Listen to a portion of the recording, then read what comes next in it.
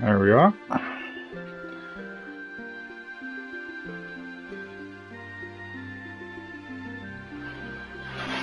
There you go. Yes.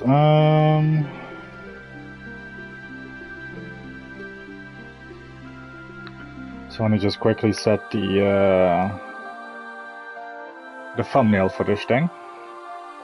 Why do I sound like Sean Connery?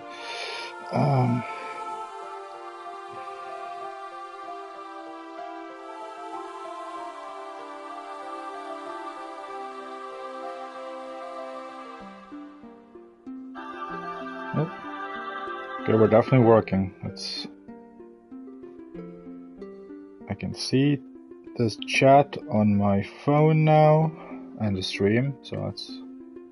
There we go. So in case I do need to pull up any more comments, I can pull it up on the chat. There we go. And I have to fix the light. Hang on.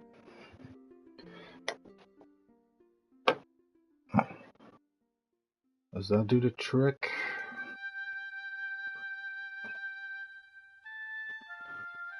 Ah, perfectly. That does do the trick. Hang on. There we go. Alright, so we are back with more... Oh, hey, Andy!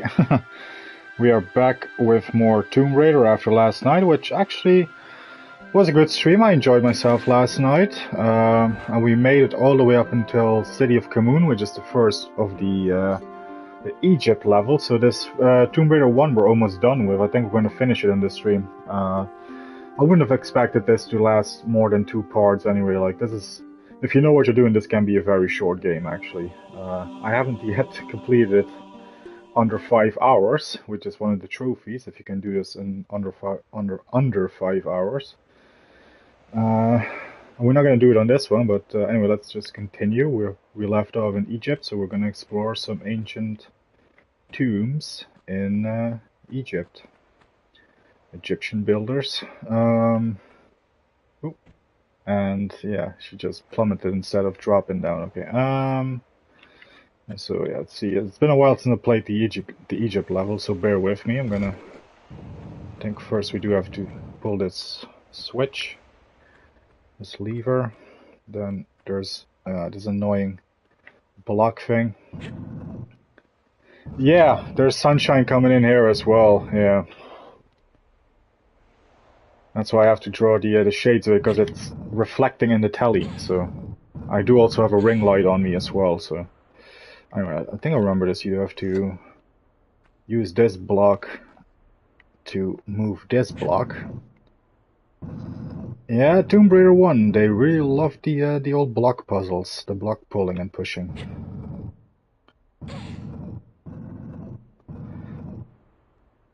There we go. I am invincible! Hey, Sean. Let me guess, you're watching GoldenEye.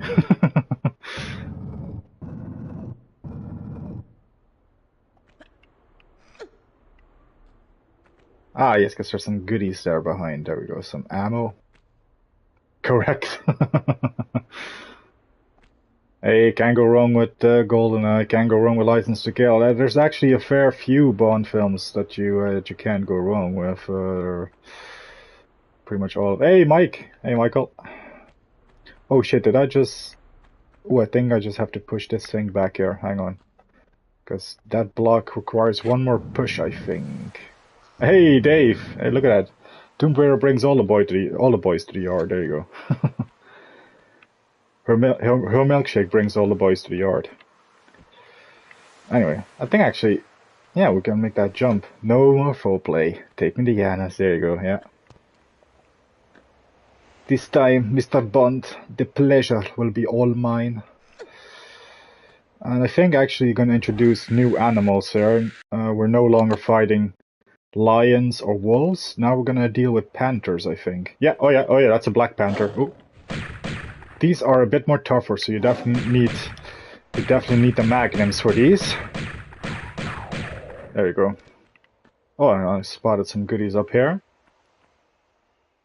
So you put her, yeah, oh yeah, if there's a way to go out, I'm choosing suffocation, death by Xenia on the top any day. Yeah, if I can have a choice on how I'm gonna go out, absolutely. Yeah, Sadly, we don't have a choice on how we go out, but that is definitely the way to go, I think, yeah. Ah, yes, the mummies. Remember the mummies we had yesterday, or that mummy in the Tomb of Gualopak? Well, now we're actually dealing with the mummies. This one we can deal with from a distance, but when these guys are up close, they can be a damn nuisance. She always did enjoy a good squeeze, yeah. Do a little swan dive here. I always love doing that. Because I know there's some ammo here as well. They definitely want you to use the magnums from these levels onwards here, because yeah, the enemies get tougher. They also leave a lot of magnum ammo lying around, so the game wants you to use it. The game is saying like, hey, you should use the powerful weapons from here on out. Yeah.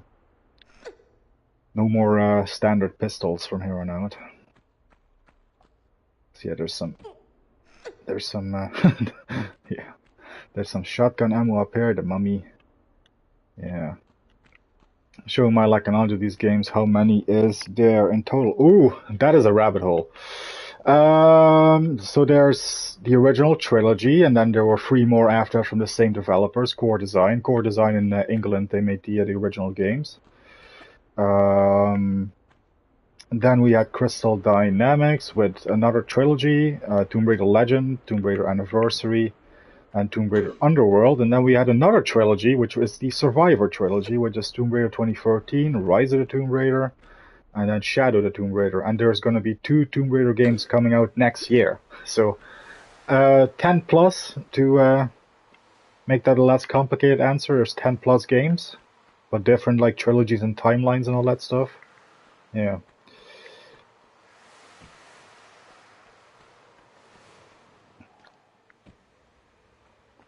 Anyway, I think there's also...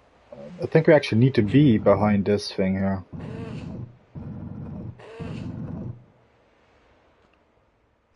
Oh yeah, and this is how it used to look. Like, we always gotta do this. This is the PS1 graphics. And of course, we're playing it remastered. But I love that you can just switch back by the press of a button, which is awesome. Yeah, no worries.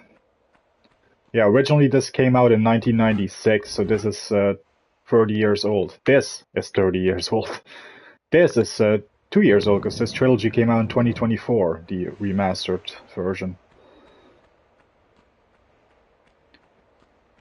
Anyway, I know we need to get up higher, because there's going to be another sneaky panther lurking around here somewhere. Let's grab a med pack. Oh yeah, there he is.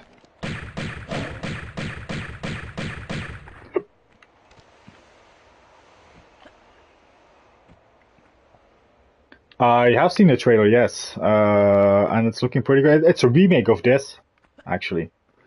It's going to be a reinterpretation of the original game. And then there's going to be a brand new game releasing as well next year. So you got Tomb Raider Legacy of Atlantis, which is the remake pretty much of this one. Or again, a reimagining or revisioning, whatever, of this one. And there's going to be Tomb Raider Catalyst, which is an all-new game coming out next year. So, oh, ah, shit! I knew there was another panther. This time we have to close quarters. Gotta jump around and yeah, there we go. Takes care of the Black Panther. Oh yeah, and there's a crocodile here. Yeah. Yeah, it is different. Definitely different and more complicated than a film, I think, yeah. Well, that's not to undervalue how much work goes into restoring a film, but oh. Da da da da da da da. Ah, she can't make that jump. Okay, gotta do that differently. Yeah, no, it's definitely because you gotta do all different graphics, different design, right? Different engine. Yeah. And I'm not talking about a sports car engine. I'm talking about a computer engine. Ah, secret! Ta-ding!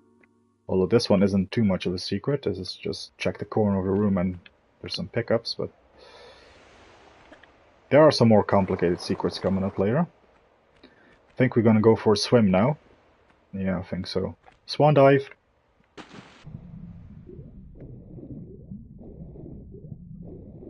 Yeah, I've placed my camera here because yeah, the breathing bar is up there, and then in the top right is the health bar. So I think there's nothing of any elements showing up in this bit of the screen, so that's why I placed the camera right here. The original Tomb Raider theme song. They play that a lot in this game, actually. Oh shit, crocodile! Ah.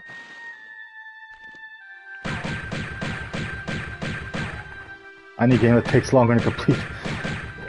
Hey Gareth, at least there's no cutscenes every 10 seconds. Is there any game you like?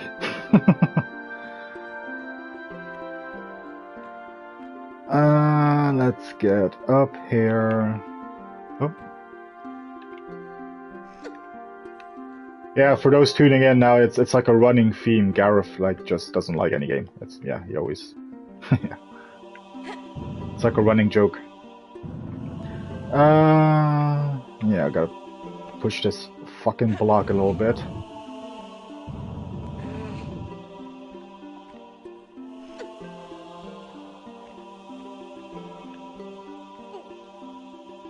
Well, I know Gareth doesn't like this one because there's a lot of jumping, and we all know Gareth loves jumping games. Almost as much as he loves wrestling. Oh, crap. Speaking of jumping, damn it, just jump up, Laura, don't... Yeah, that's what I want you to do. Online shoot... Yeah, I'm not an online gamer, so yeah. Online shooting, yeah.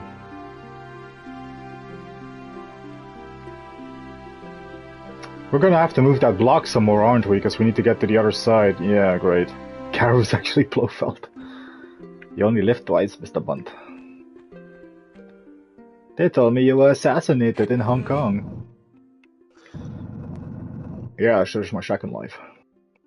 Being stuck underwater in Tomb actually... Ooh, yeah. Oh, you're gonna like Tomb Raider 2 then, because there's an infamous underwater level in Tomb Raider 2, which is called 40 Fathoms. As in 40 fathoms deep. Yeah. I play mostly online football on my PS5. Ah, there you go. Yeah, FIFA, right? Yeah. I got a friend who's massively addicted to FIFA. I've never been much for football myself, but only the Blofeld track. Yeah, we're gonna have to push this block all the way to the end here. Favorite Connery Bond quote. You might have my friend stretch this one out. She's just dead. Love that one. 10 minutes in and out sounds like a Bond line. Oh yeah, this is where we're gonna have to get a, yeah. We're gonna have to get up close with one of those frickin' annoying mummy, and there he is. Ah! Stupid! Mummy! Ah! Oh yeah, shocking, positively shocking, I can't beat that one, yeah. That's a good one. Yeah, these mummies are annoying, they just jump around, they jump in your face and stuff, it's like, yeah. Ooh, that opens something. Oh yes, we have to... Hang on, I think we just push this just a smidge more, just there we go. We climb up this. Actually, we haven't saved yet, so if in case we plummet to our death, yes, this is one of these games where you have to manually save. So yeah, otherwise you lose a lot of progress. There we go. Sarai Chaish, for me that is. That is a good one, yeah. I think my mouth is too big, yeah. Good old Tatiana Romanova, yeah. Oh. Ah, come on. There we go. I'll give it the white... Oh, that's from Never Say Never Again, yeah. Give it the white bread shot. Hang on, is it there? Yeah, I was gonna say there's a switch to pull here. Yeah, here it is. Oh. Oh. Actually, let's give her a different outfit, because I know we got some pervs in the chat. Let's give her one with cleavage or something. We can give her outfits. Yes, we can. I always like this Nevada outfit, which she wears in Tomb Raider 3. There you go, a little. No, it's not. That's still On Her Majesty's Secret Service. That's still the one that's unpopular with a lot of people, but it's getting more popular over time. But there's still a lot of people that despise it, sadly. But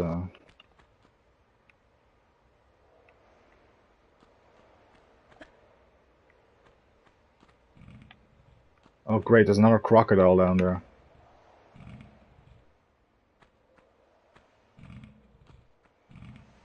Oh yeah, there is. Finally acknowledging the purse. Hey, it takes one to know one, right?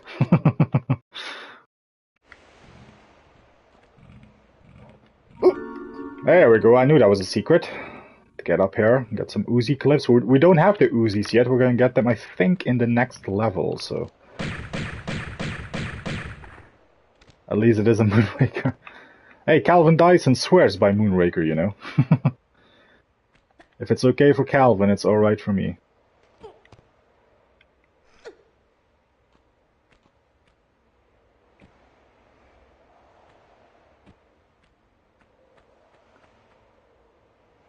Well, yeah, yeah. When it comes to filmmaking, I think this is actually, yeah. We're not gonna go in here because this just is a dead end. We came to a dead end, as Tim Dalton would say in License to Kill. But no, instead we go this way. We pick up some more Uzi, Magnum clips, and then we are here in this. Yes, what I've dubbed in my brain since I first played this as the Panther room.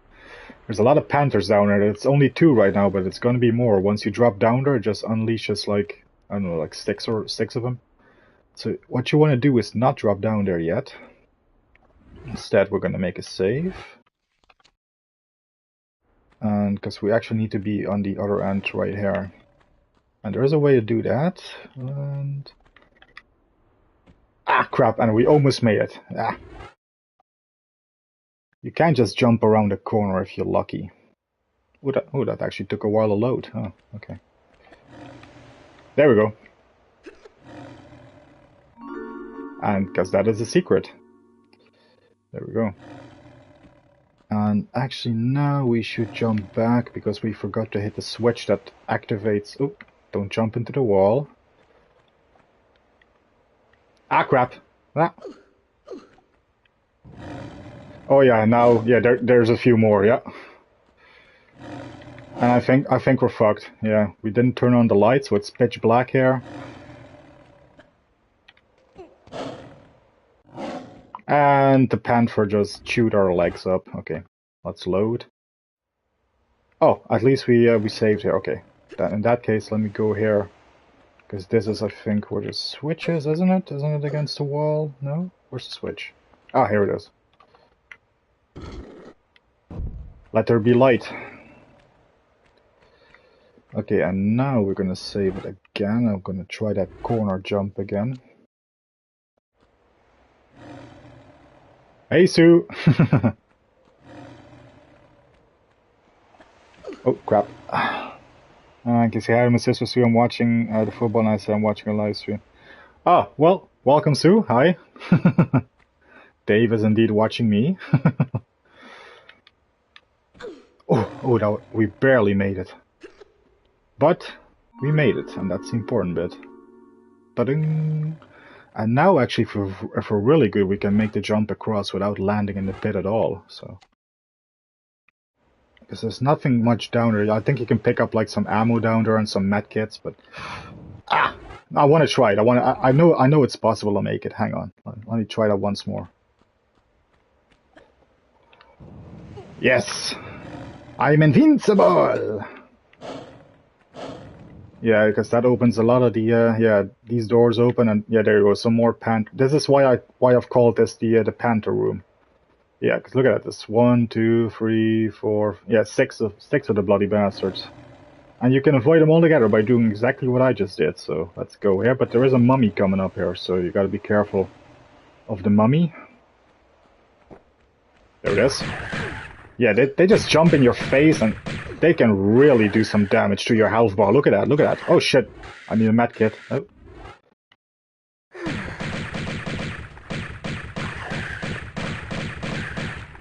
Yeah, there you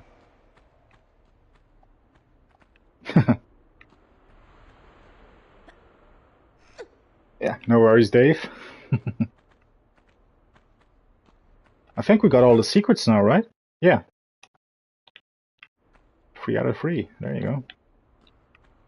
So no more secrets to pick up. So it's, yeah, and we were almost done with the level, so. If you know what you're doing, you can really complete these levels within 20 minutes. Yeah. If you don't know what you're doing, like when I played this the first time, you're gonna be stuck on one of these levels for hours. Ah, crap! I overshot the jump. I overshot it. Damn. Load. Oh crap! This is where we saved. Bloody hell. Of course. Gotta jump at the very last second, and then you're gonna make it. So just jump right now. Oh, and then you still don't fucking make it. Well, you guys saw that it was possible anyway, so... There we go. Just like so.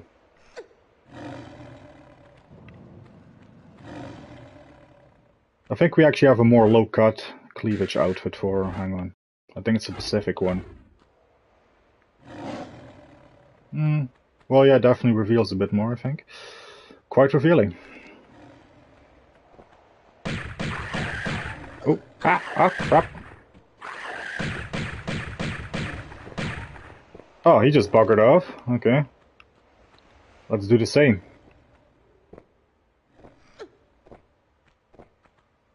Never mind about that guy. Oh, I hate those sounds. Those sounds gave me nightmares when I played this as a kid. Yeah. Ugh.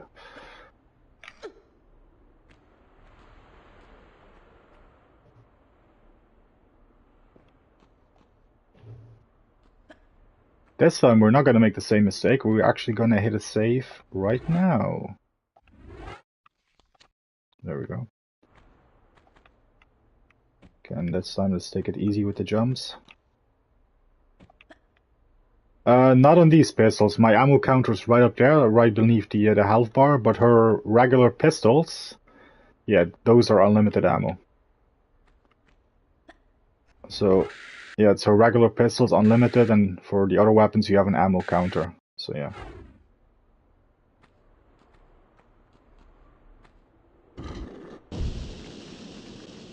Oh.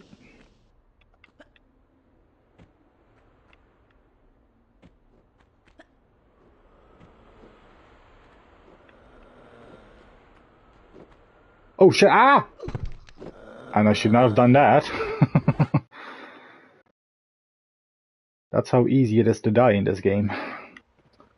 Luckily we didn't lose that much progress, so...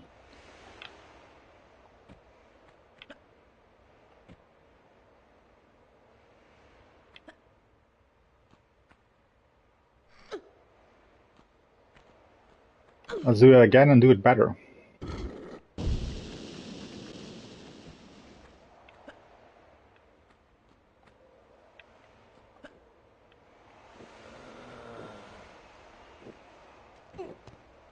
I think we slide, yeah.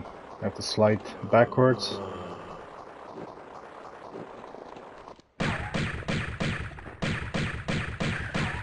There we go, that's how you take care of the mummy in the easy way.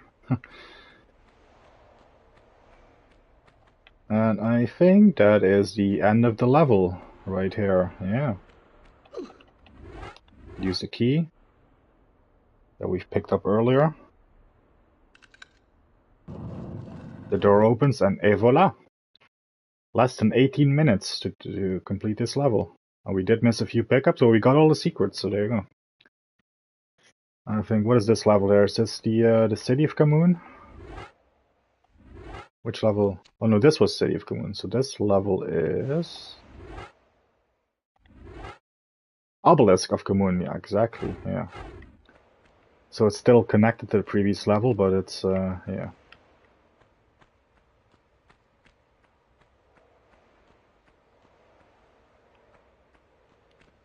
Hang on, I was gonna say I have something to drink.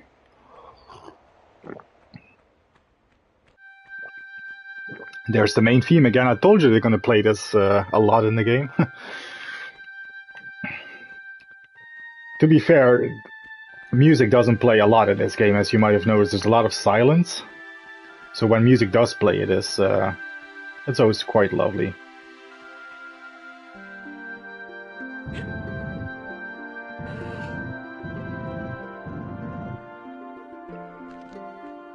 Oh, we're back to the regular pistols. Hang on, let's switch back to the magnums.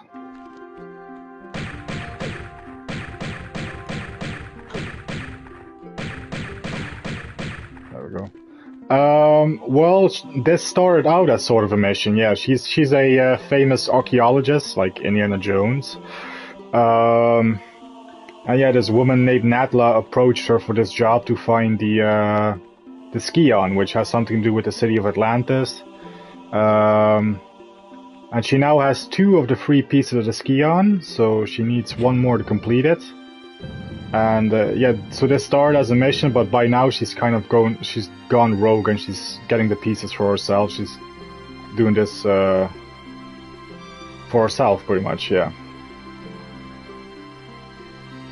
Oh, I should have known there was another one.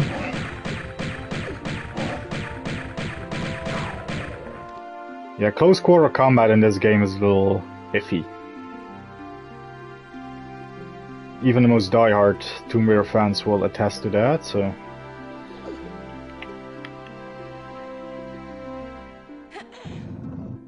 But then again, we don't play this game for the combat.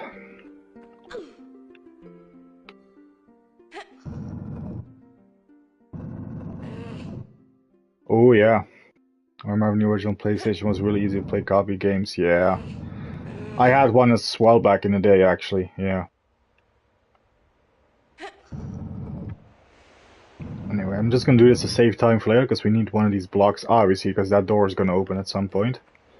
So we might as well have 1 block at that position. Excuse me, at that position already.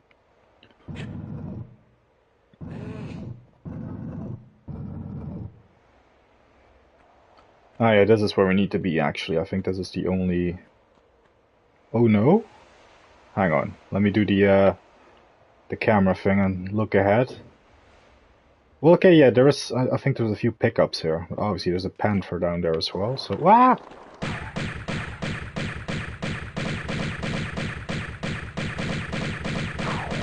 There we go. Because I think, yeah, we definitely do need to pull this... I think the switch opens the door, actually. It opens 8... Ooh, that was a close-up shot of her boobs. It opens a door anyway. Let's get up here. Hey, there we go. We can always use one of these.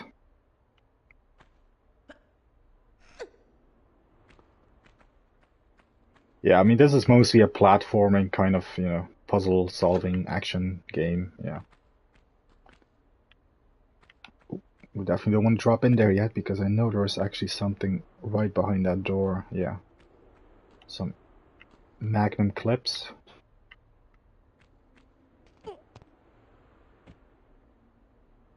Yes, we're back. Yeah. That means we need to pull this block, and let's see what's behind this one. Oh, it's like our number plate on Christine and John Carmen at CQC for close quarter combat. Oh, that is a good spot. I actually did not notice that, but yeah. I might have not picked up on that, but you're absolutely right, yeah. Oh yes, I remember there being 1 or 2 crocodiles in the water here, so yeah. And yeah, we're in Egypt, so obviously there's a lot of Egyptian murals and all that stuff. A lot of sand as well. I know there's stuff in the water, but I want to take care of that crocodile first. There we go. What goes down must come up. Okay, let's collect the stuff in the water. Yeah, and Laura can hold her breath for like a minute, so you don't have to feel too pressured if you're down there for a bit. Her breath meter actually takes quite a while to deplete, so...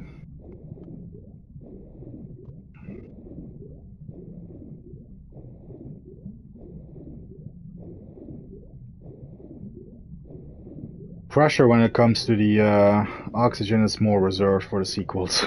Trust me, in Tomb Raider 2 there's going to be a huge underwater section, which is a very tough one. Okay, let's get back up. Yeah, because she actually moves pretty slow when you're just on the surface like this, yeah. Oh yes, the whole purpose to coming here was getting the key, and we got the key, so let's get back.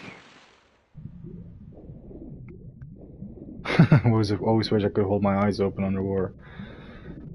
Yeah, it depends on what kind of water. I mean, if it's a public pool with a lot of chlorine and stuff, it's very bad on the eyes. But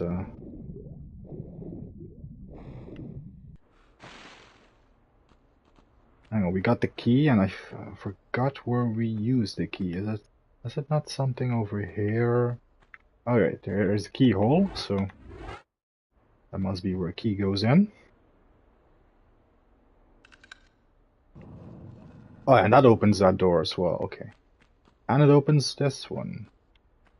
Let's collect some stuff here first. On your PS5, have you ever added an extra? I have not, no. Usually whenever I finish a big game, like, for example, Red Dead Redemption 2, which is over 100 gigabytes, whenever I feel like, okay, I've done it now, I'm done with it for now, I just delete them to make space, so. But I'm not gonna lie, it would be useful sometimes, because, yeah, there's a lot of especially, with GTA 6 coming out this year, I'm betting that game is gonna take a lot of freaking, a lot of freaking storage in the, yeah. So it might not be a bad idea to consider it by the time November rolls around.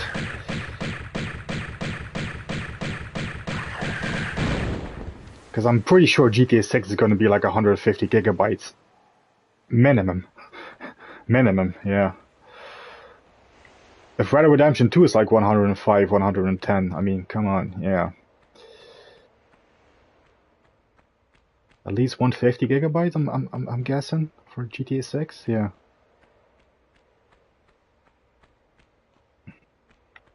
Oh yes, yeah, there's a switch here.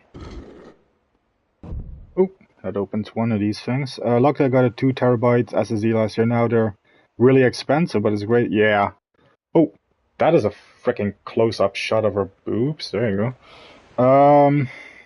It's great having loads of space. Probably said this story before, but I remember working in distribution warehouse when Tomb Raider 3 came out, and I think that's the most I've seen of one game. Ooh.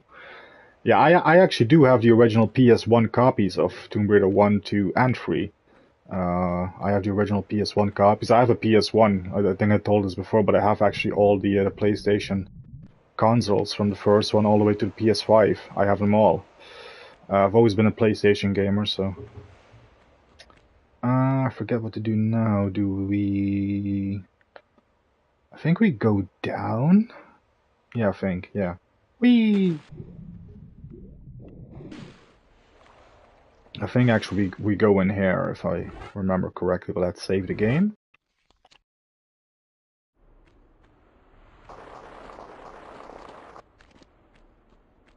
Ah, yes. Ah, yes. There's, of course, more of these things. Thank God for auto-aim. She just automatically locks on to the targets. So yeah, the combat is pretty easy peasy in this game, actually. Just, you know, speaking of aiming and shooting. No, we don't go up here. Oh yeah, we gotta do some more platforming. We gotta climb all the way to the top.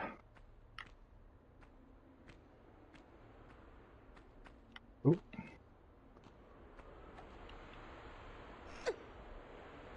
Going over the top. Excuse the pun.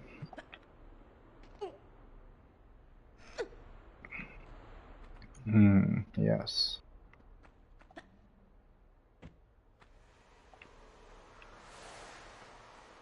I think you can actually go in there as well, but there's not much use to that.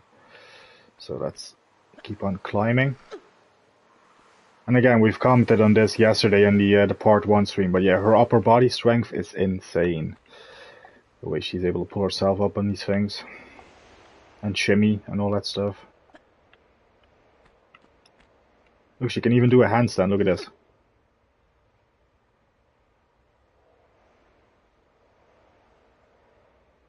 Yeah, she can do that. There's no use to it, but she can do it. It's like, yeah.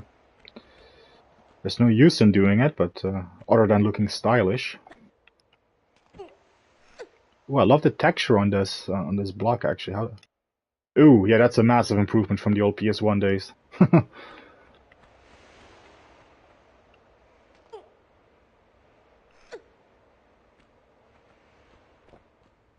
Oh, great.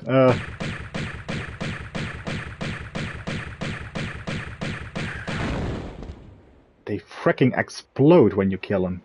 Yeah. Ah, that lowers another one of the... Jesus, I swear that's not me doing it. It's the game automatically switching back to her boobs. It's like, yeah. I still think in Temple of Doom Arcade, the way you... crap. The way you pick the difficulty level is one of the most genius... Oh, what is that? What is that then? Actually, yeah, that's a good point. There's no difficulty in this. It's like, yeah. You're either good or you're not. There's no difficulty selection on this game. Yeah, so there's a secret if you jump to the middle there, but I do think we need to be up there first, so let's... Oh yeah, and there's something down there. So we're gonna get all the goodies, but first we move our way up here.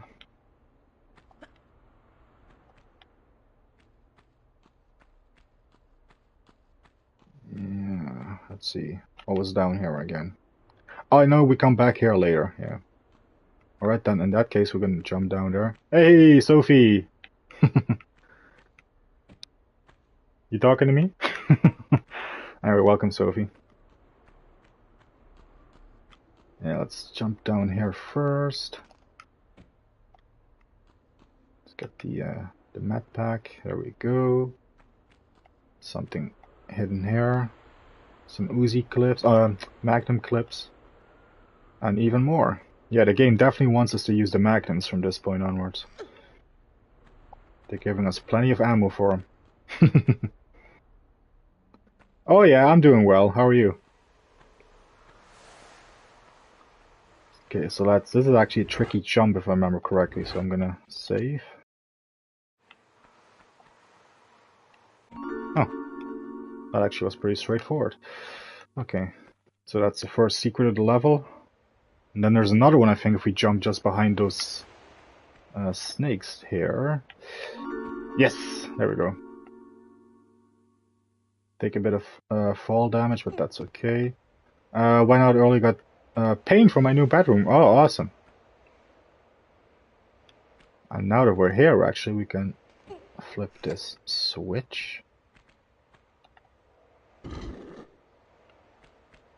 Which doesn't appear to have done anything, but... Oh, pick up.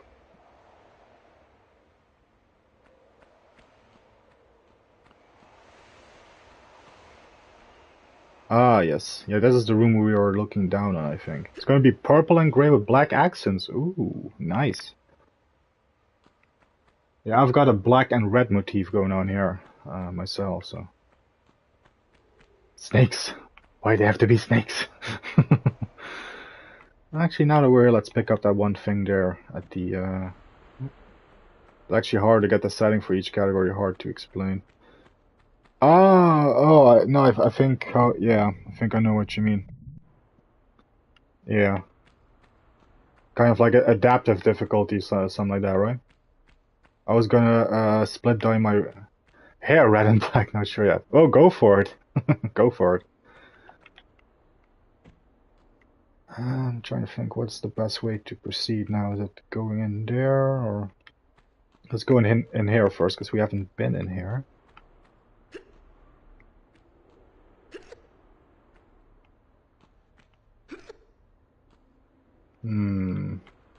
Oh yeah, we shimmy across on the top there, yeah. I remember.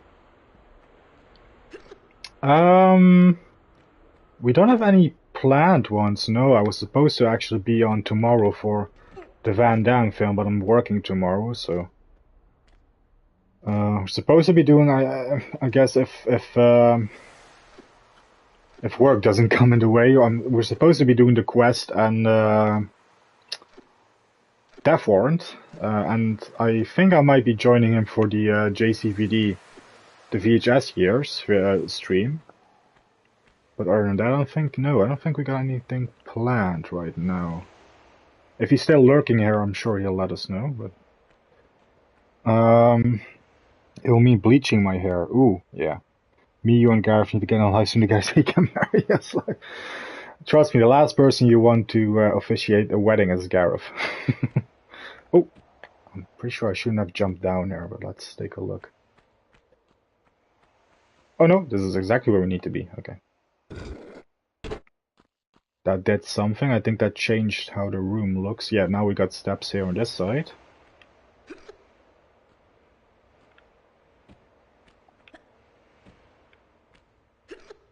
The best man.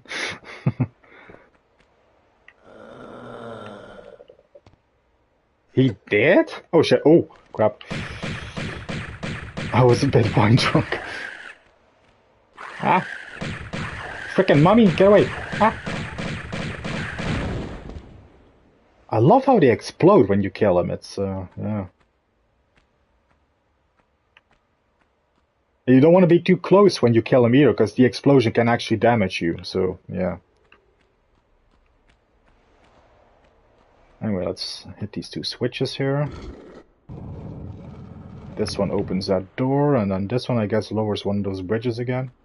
Bridges? We don't need no sticking bridges. There we go. So we need to lower one more of those. So I guess, yeah, we definitely don't jump down. So is this the way to get back? Ah, yes, this brings us back right here. Oh, wear my best dress, it'll be a goth wedding. Oh no, wait, this is a different angle from where we were earlier. Oh yeah, no, we were down there first. Oh. Moving up in the world.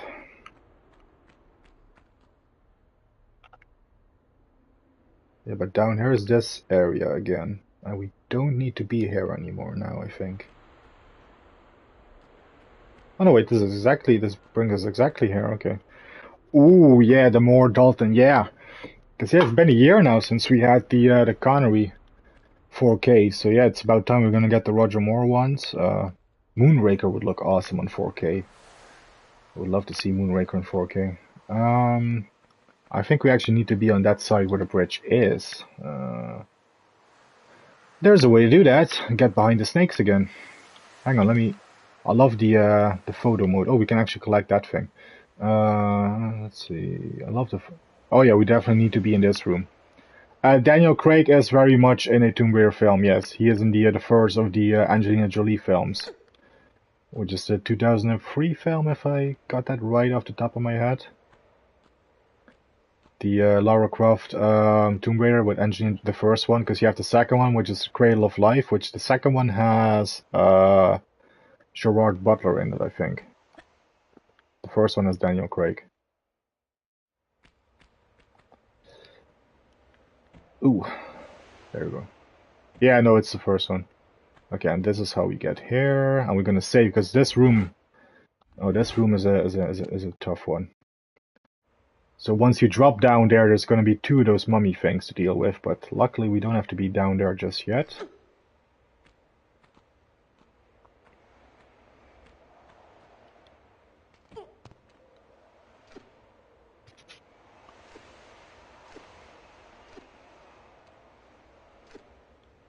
Climb up here.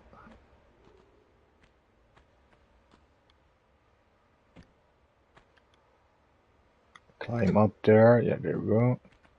And there's a secret here. Always love that sound. Now they don't need coconut, now they only need red.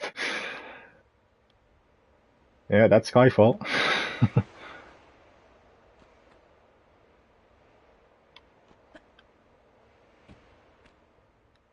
Do you like the island, James? My grandmother had an island. That's another one of my favorite villains, by the way. Javier Bardem as Silva. Yeah. That's another Bond villain I've always ranked very, very high.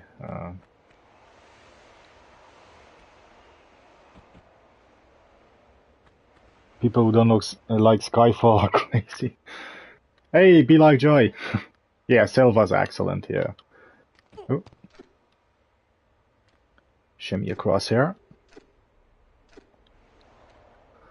At least the game gives you something good to look at when she's shimmying. Talking about the graphics. I am. No, we're in Egypt. We're in Egypt. We already did Palace Midas yesterday. There we go. Yeah, that's yeah. Dominic Green is easily at the bottom 5 of the Bond villains for me. Yeah. I think we shimmy across all the way here.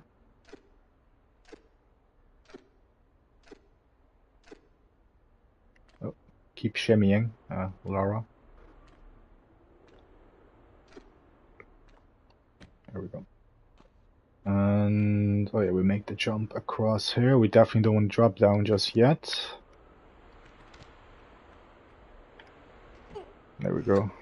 Need to be in here first. Safin, oh yeah. Yeah, Safin is definitely not gonna rank high on anyone's Bond villain list, I think. That's it, yeah, yeah. We're in the obelisk of Kamoon. That's where we are at.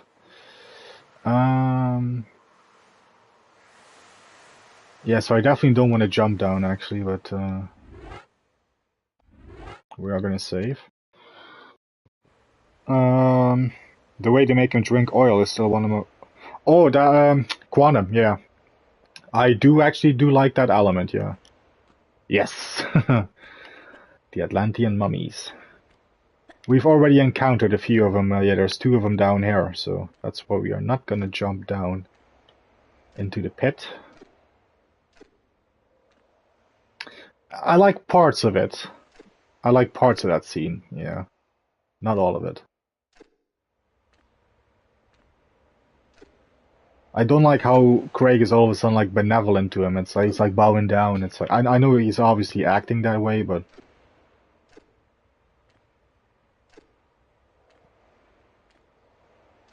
I like that mission, Sophie. I approve that mission, yeah.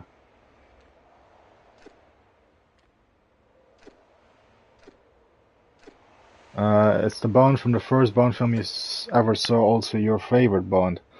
Well, that's always the thing. I'm always like, was the first one I saw Moonraker or Doctor No? I remember both of those being very vivid as like first time.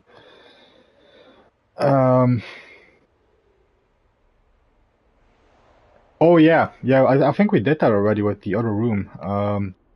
Yeah, no, it's always kind of foggy to me. It's like, did I see Doctor No first or was Moonraker my first one? I have very strong, vivid memories of both, so yeah. But I can tell you my first full interaction with Bond was 007 Nightfire on the PS2. That was actually before I saw any of the films. It was that Bond game. It was 007 Nightfire. So actually Pierce Brosnan was my first Bond, if you look at it that way. And is Pierce Brosnan my favorite Bond actor? No, because Roger Moore is my favorite Bond actor. So, but Pierce Brosnan is definitely like the image of Bond. Like if you ask me like to describe Bond, I would probably describe him with Pierce Brosnan's features, because that guy's just silky smooth and stuff. Yeah, the game just really wants you to notice her boobs, don't they? Yeah. Oh yeah, there you go, GoldenEye. Yeah.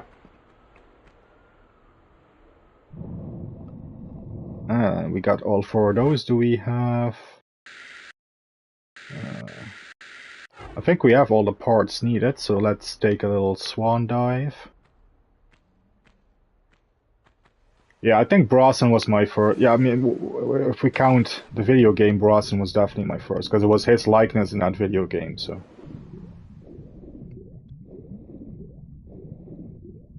Oh yeah, this is the incredibly long swim that we have to do here. This is a very long underwater tunnel right here. There's actually stuff to pick up. Yeah, let's pick some stuff up. I'm never sure if an archaeologist is a real job. It's just not what you think. It's a lot more boring in real life, actually. Not much globe-trotting and adventuring, sadly. Yeah. It is 100% a real job, though.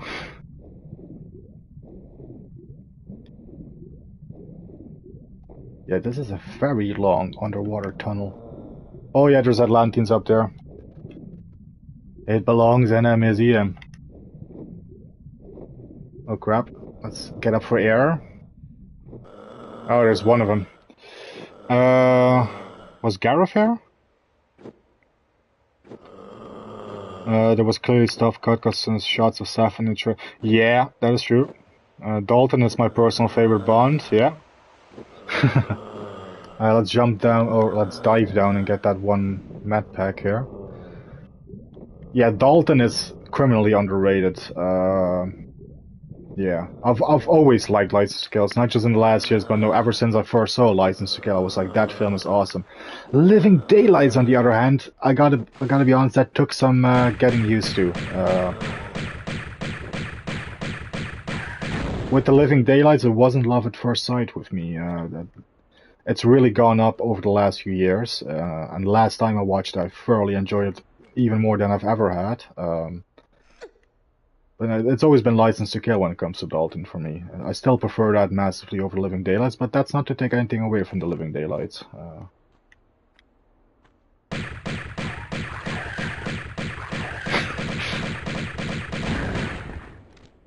Oh yeah, when it comes to Indiana Jones, yeah, it's Last Crusade for me. Sean Connery. The chemistry between Ford and Connery, that makes it for me. Junior, it is you, Junior. I just love that guy. And of course, another Bond connection. You got Julian Glover from For Your Eyes Only as the villain in Indiana Jones. He was also the villain For Your Eyes Only. So you have chosen wisely. Yeah, no, Last Crusade is my favorite indie film, hands down.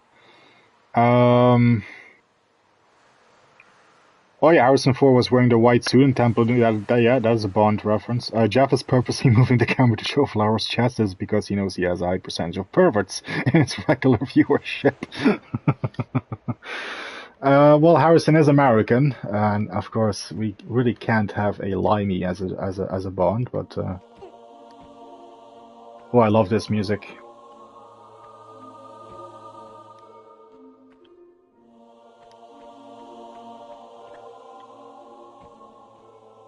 Oh yeah, Highlander, that's a good Connery role, yeah. Yeah, Mel is... Yeah, I guess Mel could maybe pull it off. Well, he could have, not anymore, obviously, but... Yeah, it's really the game doing that, that's not me. Look, no hands. I'm not doing anything. Here's my controller. Bloody hell, now the game is just fucking with me. I have no... Oh shit. Oh yeah, this is what I... Okay, this is what I place in there. There can be only one, yeah. Hands off, hands off, hands off. Oh, damn it. Now the game decides to... okay, I see how it is. I see how it is. The game is trying to pay me... The game is trying to make me look like a pervert now.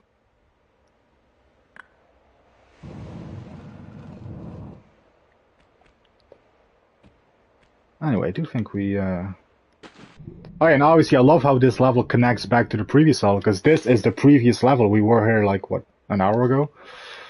So I do love how the levels connect.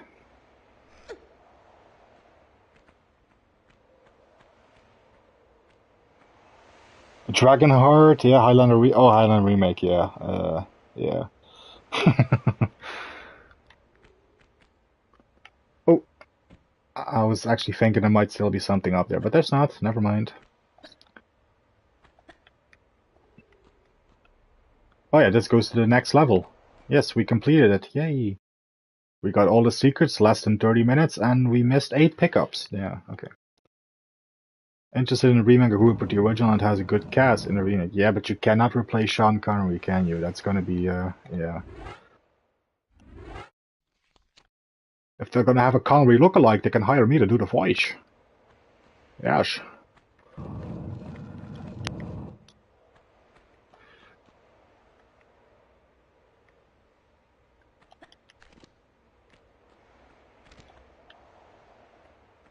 Ah, yes, I remember this bit.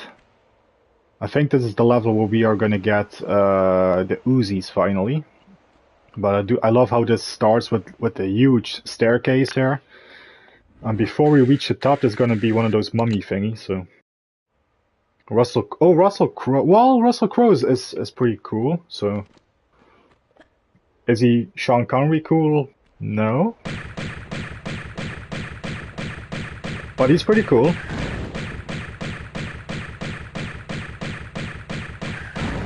There we go. Luckily, the game gives you enough space to well, create some distance between yourselves and those things. In the UK, as a kid, we had a quiz show host named Bob Holness, just a regular-looking guy with glasses, but his claim to fame was that he played the character James Bond before Sean Connery in a radio play. Yes, a lot of people have done those radio plays, actually. Yeah. Those go. I think those radio plays, actually, those radio dramas and stuff, they go back all the way to the 50s when it comes to the Bond ones, anyway. All the way to the days where Fleming was still writing the Bond stories. So yeah. Oh yes, if the remastered From Russia with Love, the game especially, that game actually does need some preservation because that is Connery doing the voice. That is Connery's last performance as Bond, so that needs to be preserved. The From Russia with Love video game.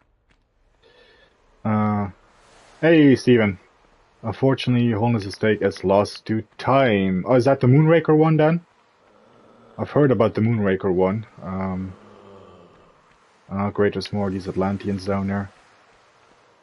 Yeah, that game in particular, if there's any one of the games that has my vote for, like, preserve that, it would be the From Russia with Love game. Although, of course, I'm a Nightfire fan, so I would love if that gets preserved, but... Ah, it is, okay. The radio play there was... there you go, yeah. There you go. Let's see, let's hit a save, because I know what we have to do here. First, we need to make this jump. Oh, that game is excellent. I think that's Steven's favorite. Correct me if I'm wrong. Everything or Nothing. I seem to recall watching your Bond game ranking recently anyway. I think that was #1 if I'm not mistaken. Okay, so there's actually a way to get the Uzis from here, which I usually do try. Ah, there you go. Still, yes, there you go. See, you can actually get the Uzis on this invisible platform right from here, but you have to do the jump incredibly well. We're gonna give it one go. If we fail, we're just gonna do the regular way, but and we fucked up. Okay. In that case, we just do it the regular way. I once was able to do it like this, or maybe it was from this angle. Let me try one more time. I believe you take some fall damage, but you can make it. Haha! Yeah, it's an invisible platform, so yeah, figure that one out. Oh crap. Ah, well, that's not too bad, actually. Could have been worse. I'm gonna hit a different save, just in case. So we now have the Uzis. Uzi 9mm. And we're gonna have to use them. Because there's... Yeah, now they're flying in the air, these things.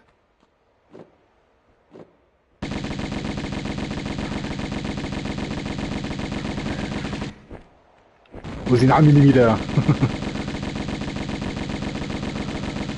There we go. And there's, I think, one down there. Oh yeah, right below us, yeah.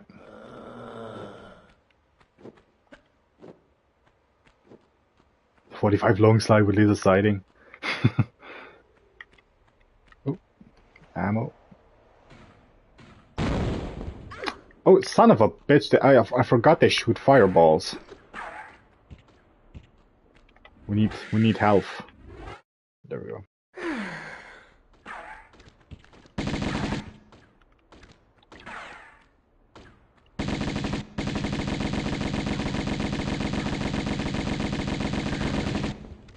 There we go.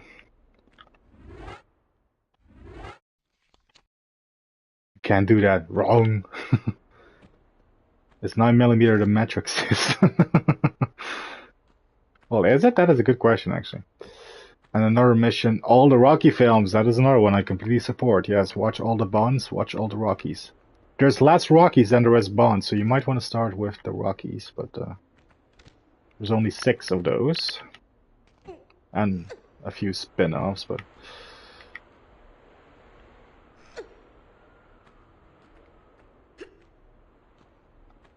Hey, I will not have a bad word against Rocky 5. That was the first one I saw. That was the one that made me a fan. I know it's not beloved, but it's got a special place in my heart.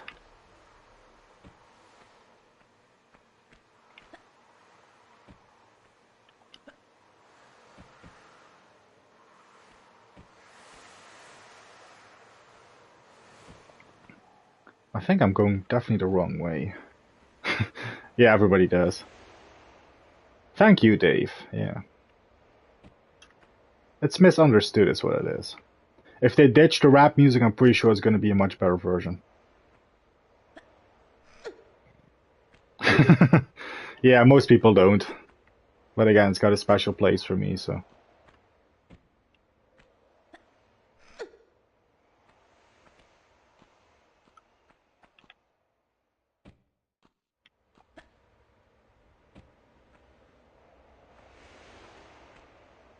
Yeah. I mean, really, honestly, if they ditch the rap music, yeah. That early 90s hip hop just really does not sit well.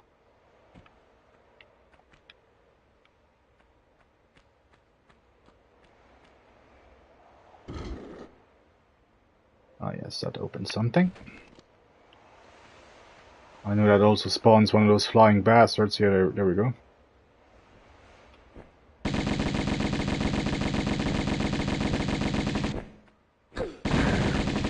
There we go.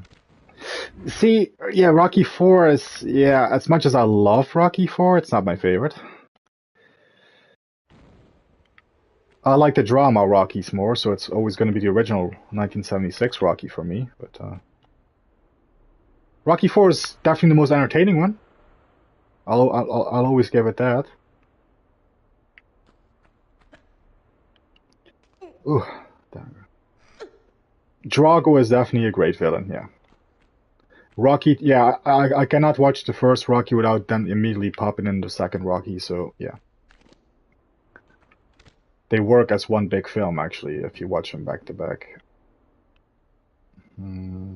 This is how you actually get to the Uzis, I think, the invisible platform, and I think actually we need to go down here. Yeah, because we need to get to that corner, but no, we did not open the door in the corner, so there's no use in going there. Would have got more straight to stuck the original. Well, no. I really don't think they should have killed Rocky. No. And I'm very glad Creed didn't do that either. I was expecting it actually with him getting, spoilers, with him getting cancer in Creed. I was like, oh no, they're gonna kill Rocky, aren't they? But luckily they did not go in that direction. Actually, I really just think it's like, oh shit. I think I just screwed myself. I think once you hit this slope, it's gonna be, yeah, I think we're dead. I think we're dead.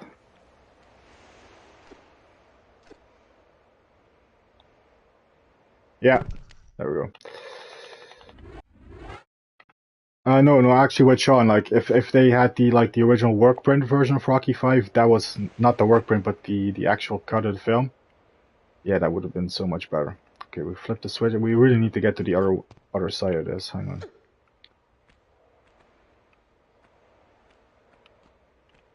Under the mango tree. Underneath the mango tree, me honey and me.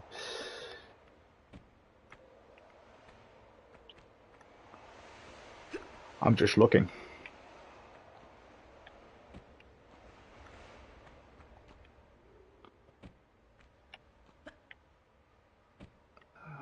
Trying to think of a safe way down. I think we just descend here.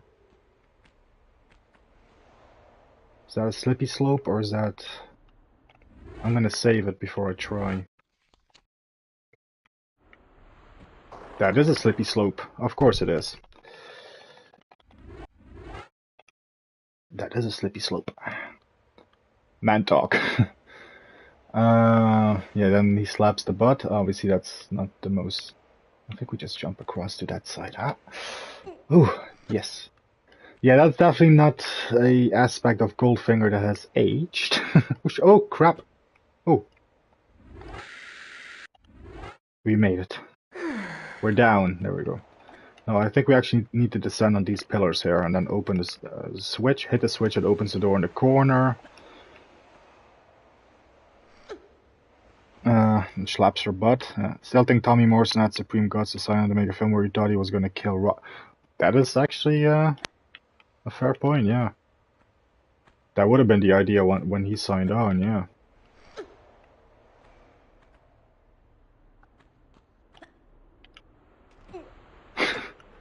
Gonna ask it 3 times, where's the money? Are we doing cliffhanger quotes now?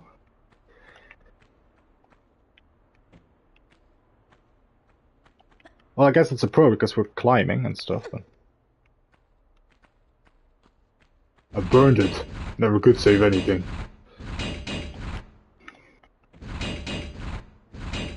Wrong answer!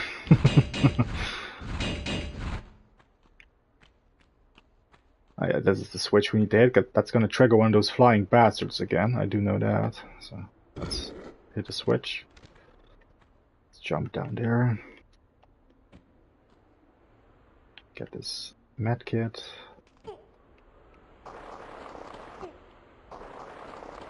There we go, that's the safe way down. And now let's keep our eye on the sky. There it is. Oh yeah, I know. I know. There is a cliffhanger remake that is coming, yeah.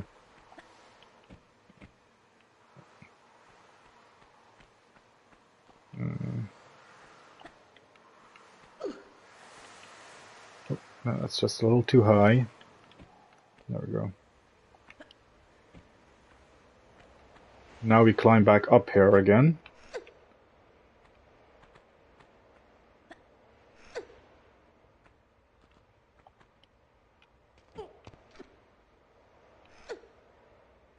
And now we shimmy slide across here. Gotta shimmy like a gibbon.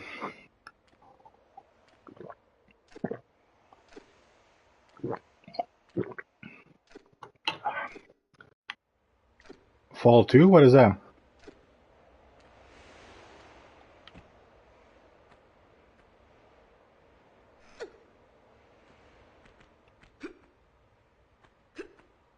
Okay, we're gonna save it again because we made a lot of progress. It would be a shame if we had to do all that shit again.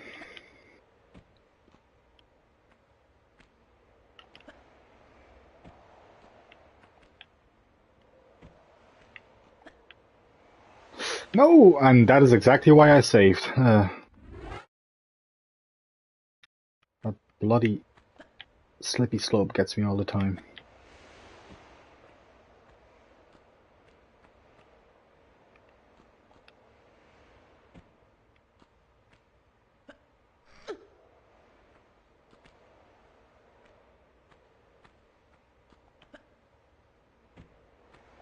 It's about 2 people stuck on a mountain. Ooh, I do always like those premises for a film, yeah. Okay, now we do this. Here we go. Let's save it again because there's a big jump coming up.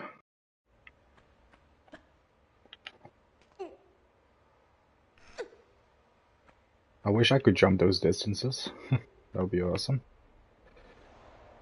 Oh yeah, I love the swings. I love the yeah, statue here.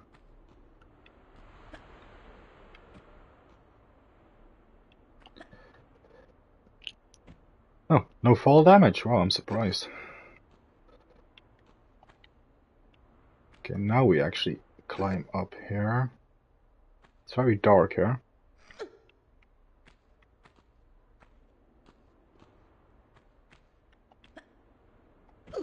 Oh, straight into the thing here.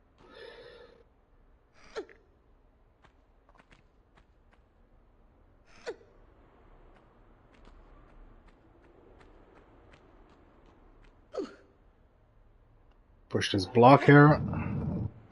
Luckily, we only have to push this one once.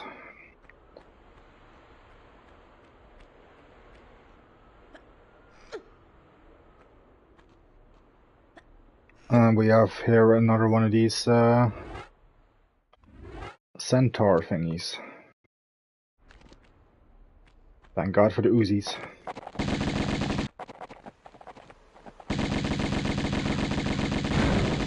Oh shit, he's shooting fireballs! Get out, get out! Oh, abort.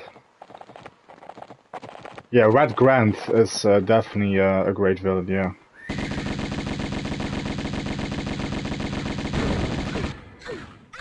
Ah. Move, move, move! Ah.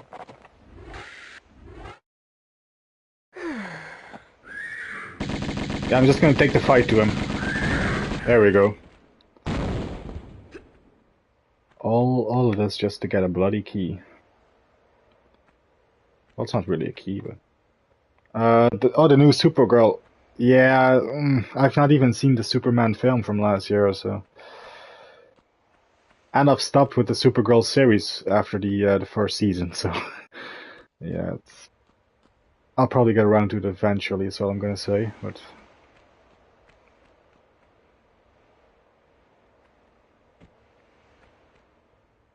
Oh yes, there's something over there.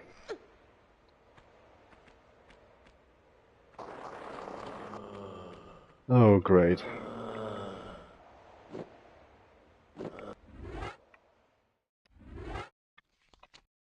Save.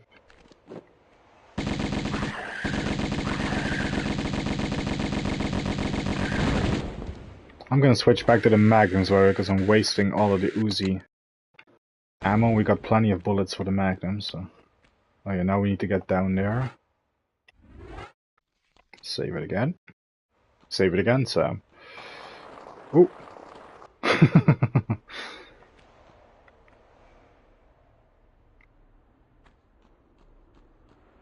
Oh yeah, this room, yeah. Because I think this we just slide in. Like so. Oh no, we don't slide in like so. Oh. That's right, we don't. Because we can climb up from there.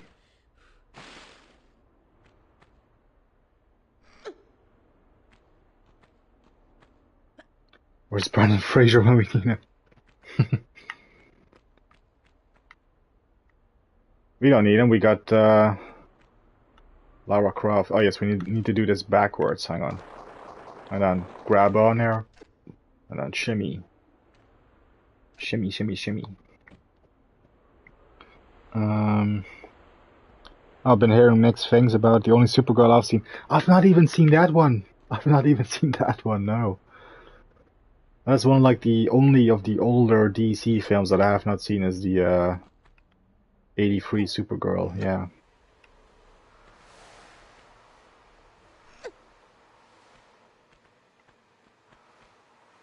I guess we need to get down there eventually, I think, or is that something?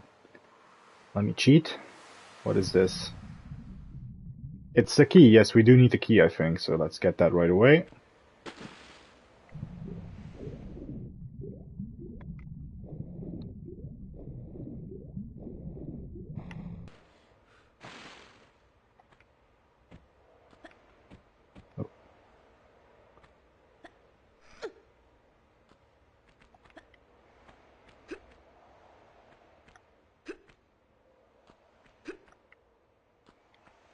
Ah yes, this is I have to jump at the very last second if I remember that correctly. So let's... There we go.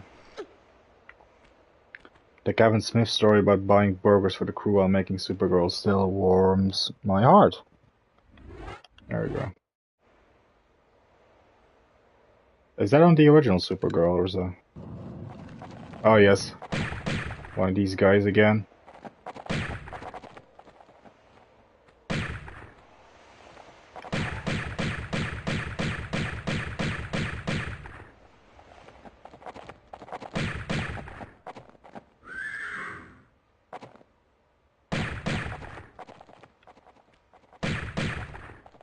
Oh, the TV. Oh, on the TV show. Okay.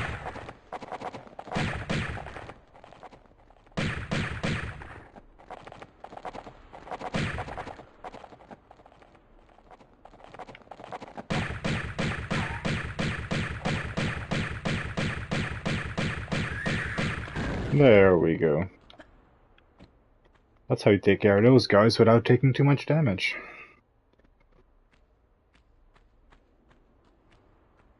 And yeah, now we drop back into the water.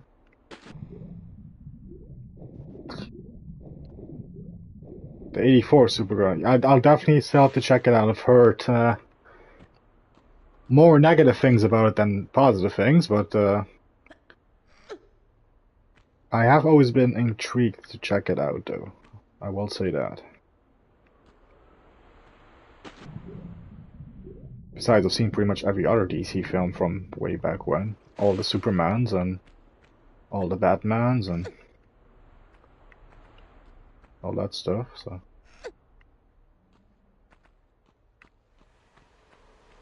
Now that we got both of those, what are they called? Anks? Yeah. We need to insert those way at the top of the swing set. Ooh, I love that music. Although my maid noticed a amazing goof. It's a race against time movie where she just goes to school for a bit. Okay. Oh, fix camera. Yeah.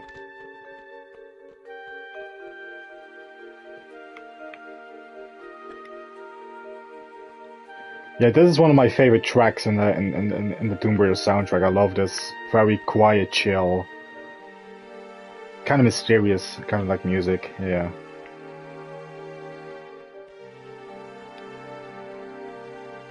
Wait, this is not where we climb up. No, this is not where we climb up.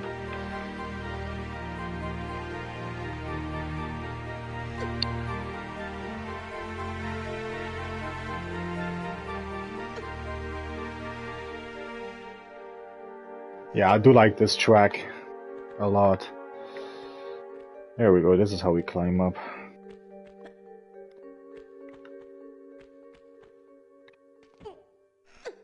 And now we insert those two things right at the top here.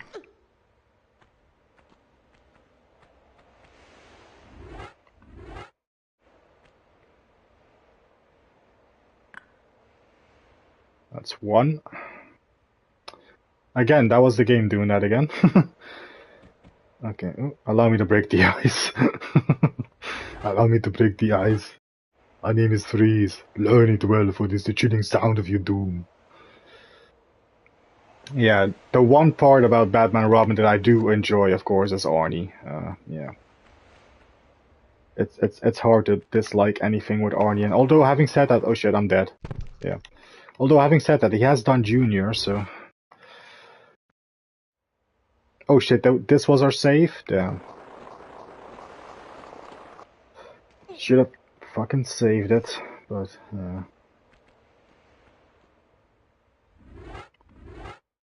Oh yeah, Peter O'Toole and Peter Cook, and it was... Yeah. And Faye Dunaway.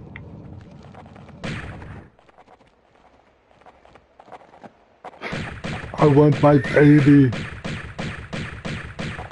My nipples are very sensitive.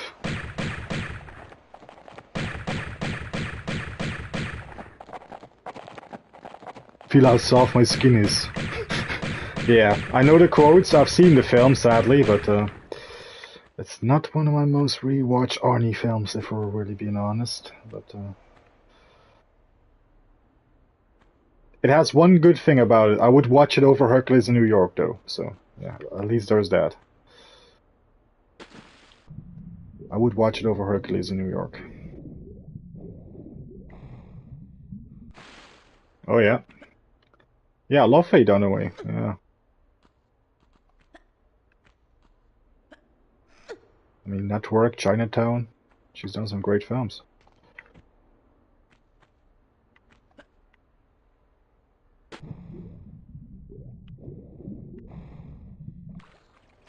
Mommy Dearest. Don't tell her that, but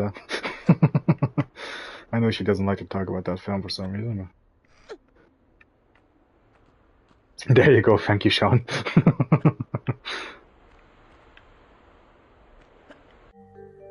Oh, we're gonna listen to this awesome music again. Because why not?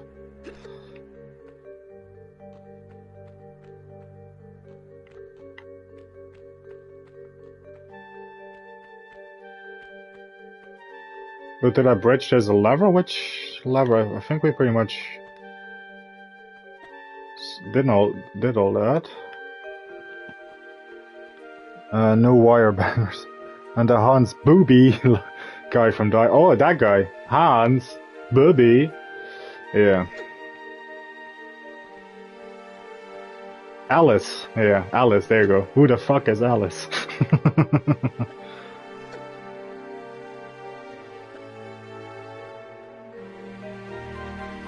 This time we are gonna hit a save. Have you ever seen any of the Leprechaun films? I might have seen one of them, yeah. Isn't Jennifer Aniston one of them? I seem to remember that anyway.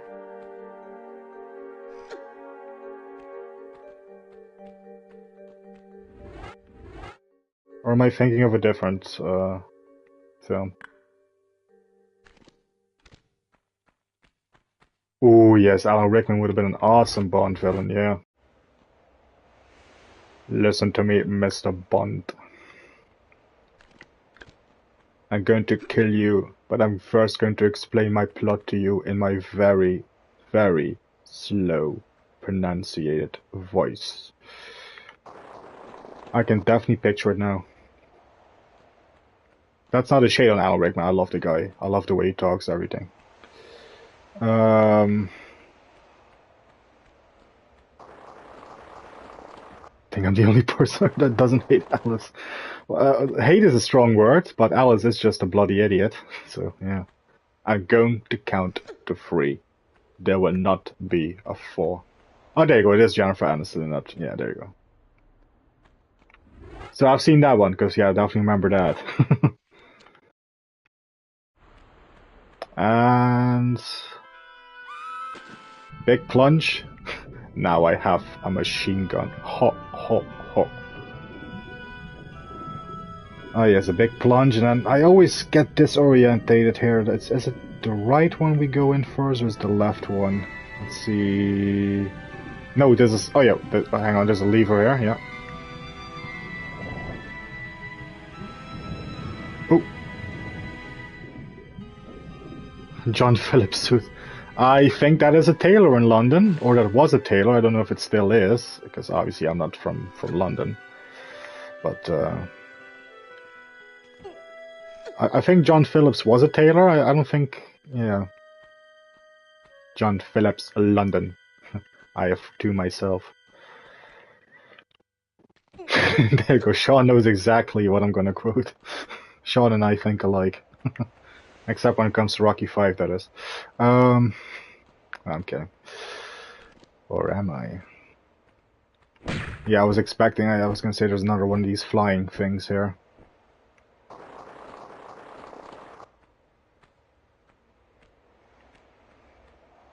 Where the fuck did it go? Oh, there it is.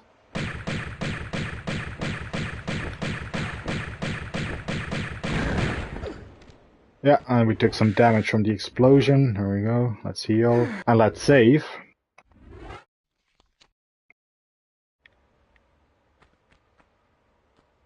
I heard that's where Arafat gets his as well. He won't be joining us for the rest of his life. Yeah, I love that line. Me too. Do you really think you have a chance against us, Mr. Cowboy? Yippee-ki-yay, motherfucker. I know it's not Christmas, but now I want to watch Die Hard again, damn it. But I always watch it at Christmas, so, yeah. It's weird to watch it without it being Christmas, so. I am one of those guys, yeah, I know. I got frustrated when John McClane's on Channel 9 radio trying to get out when the police tell him. No fucking shit, lady, what do you think? I'm selling a pizza? Think I'm ordering a fucking pizza? Yeah. Die Hard 2 as well, yeah. And again, when it's Christmas Eve, I usually watch the first one followed right by the second one, so yeah. It's always a Die Hard double feature here at Christmas.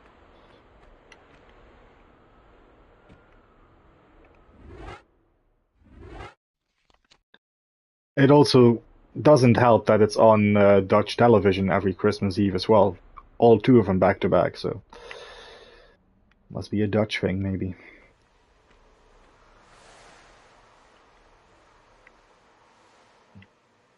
So I think... Hang on, did I collect anything? Wait, that's just... Ah yes, some clips for the Uzi, here we go. The time to get up for the emergency, I would love to have a tailored suit, but paranoid I was gonna put on a loose weight. Yeah, that is one of the risks, I guess. Yeah.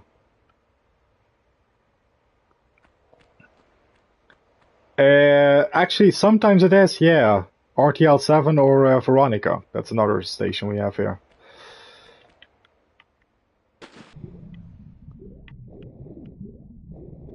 But good call on RTL7. Actually, sometimes they do show it. Yeah.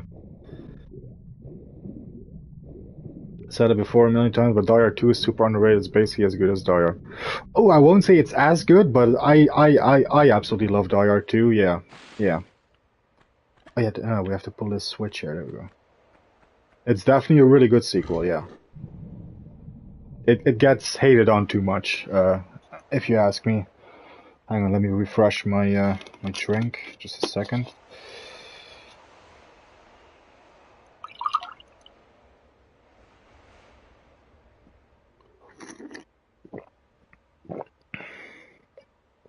There we go. Yeah, no, I love Die Hard 2. I mean, you got some great villains there as well. Franco Nero's in there. I do feel he's a little wasted. I wish there was a bit more Franco Nero, but because obviously I love Django. But you got some good stuff in Die Hard. John Amos, Robert Patrick is in there for goodness sakes. Oh, hang on, did I just go through this one again? Oh yeah, I should have gone through the other one. That's okay. Yeah, RTL7 is the go-to station in the Netherlands if you want to see a Steven Seagal film. It's pretty much every month they have like a Steven Seagal week or Steven Seagal weekend. Yeah, for some reason a lot of people here in the Netherlands still like Steven Seagal. Yeah. To be fair, it is mostly the older films that they show, so... Although they also have a habit of showing all the straight-to-video shit, so... Ah, crap. I missed that jump.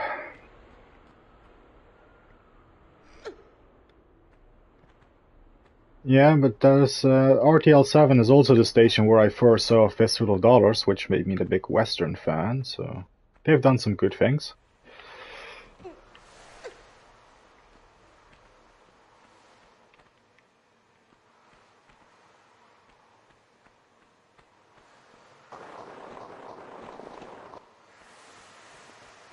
I wish we could just swan dive right into the water, but I think if I do that from here, she's just gonna plummet onto those stones down there, so let's take the less painful way down.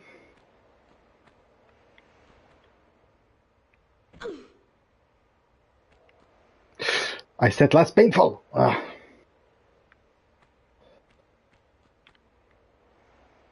And now we can do a swan dive, hang on. There we go. And now let's go into this one here.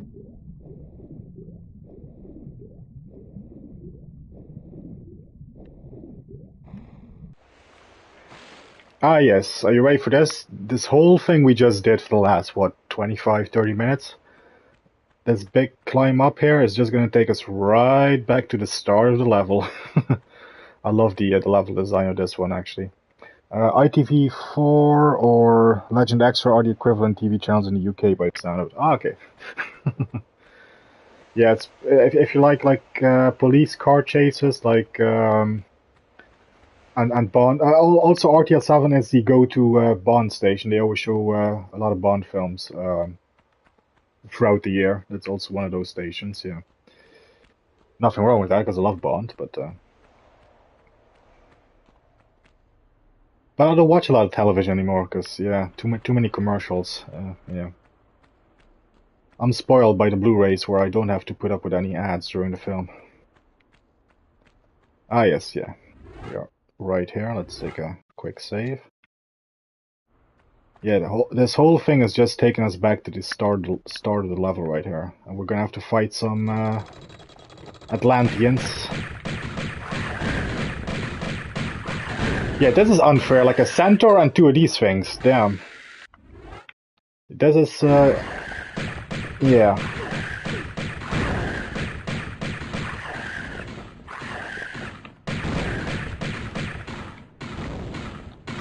Abort! Ah!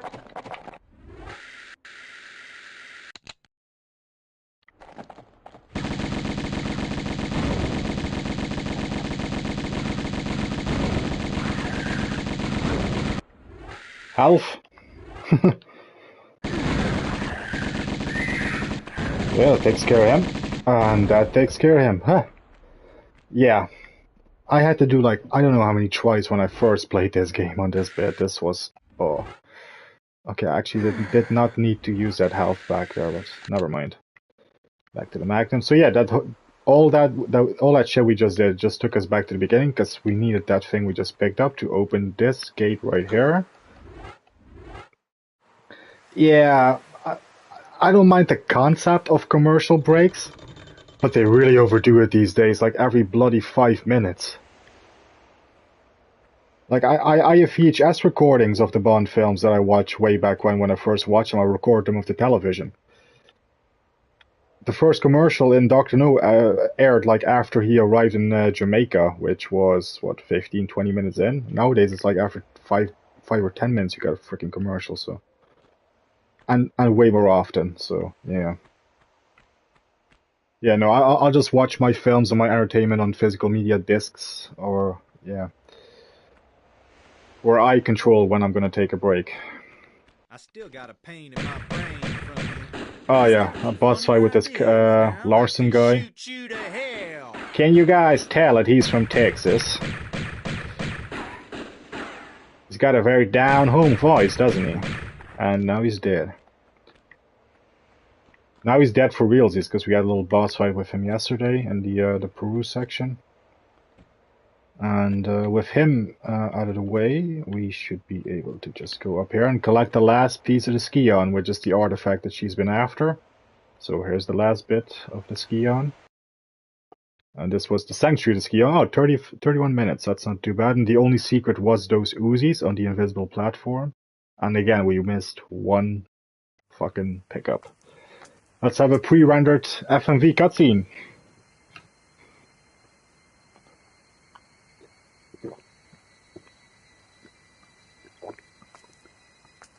You just pulled the tough end of a wishbone.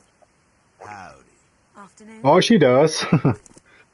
Left Larson sucking wind then, eh? If that is the phrase. Well, your little vacation riot's over now. Time to give back what you've hijacked. There are human enemies in these games as well, yeah.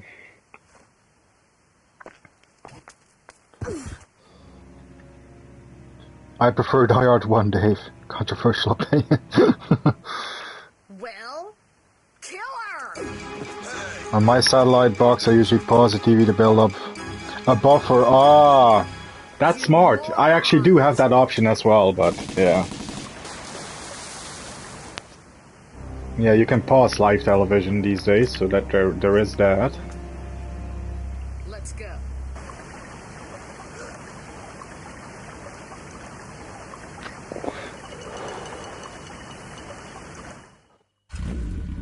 Ah yes, get back on the motorcycle. Oh no, it's Netless Mines coming up now. Oh no. I know the level that's coming up.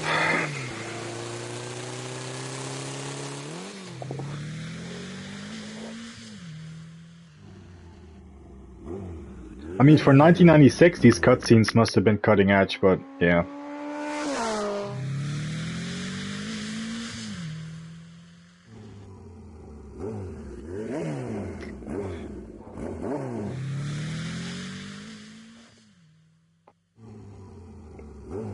Has there ever been a PS5 game you gave up completing as you found it too hard or got stuck? Well, are we talking 100% completion or just finish the, just finish the game? Because I usually do finish every game. 100%ing them is an entire thing altogether, but What the heck was that? What? That away. Probably just a fish. I mean, there's probably a game that I started playing and then just it didn't flow well with me and I just never touched it again, but Inside. You coming? for the most part I've completed pretty much every game that I've touched. Actually, the only one I can think of where I started and never really continued with it was Outlast.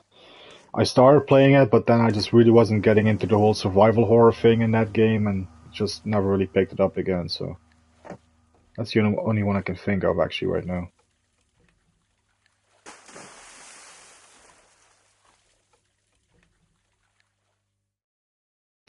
And now we hit what is many people's least favorite level in this game. For me, it's a tie between this and the cistern. Usually, excuse me. Usually, this is the cistern that takes the spot, but Netless Mines, a level where we start with no weapons whatsoever. All our weapons have been taken away. Oh shit! What the hell is YouTube doing with my comments there? It always makes me laugh that the few games I've... Okay, well, we'll wait for the rest of that comment. No, we start with no weapons whatsoever, because they've been taken away in the cutscene. We do still have all our ammunition, so... and our med packs. But yeah, the whole objective here is just to find a way to get our guns back, pretty much. So this is a no weapon, no combat sort of section, at least for this first part.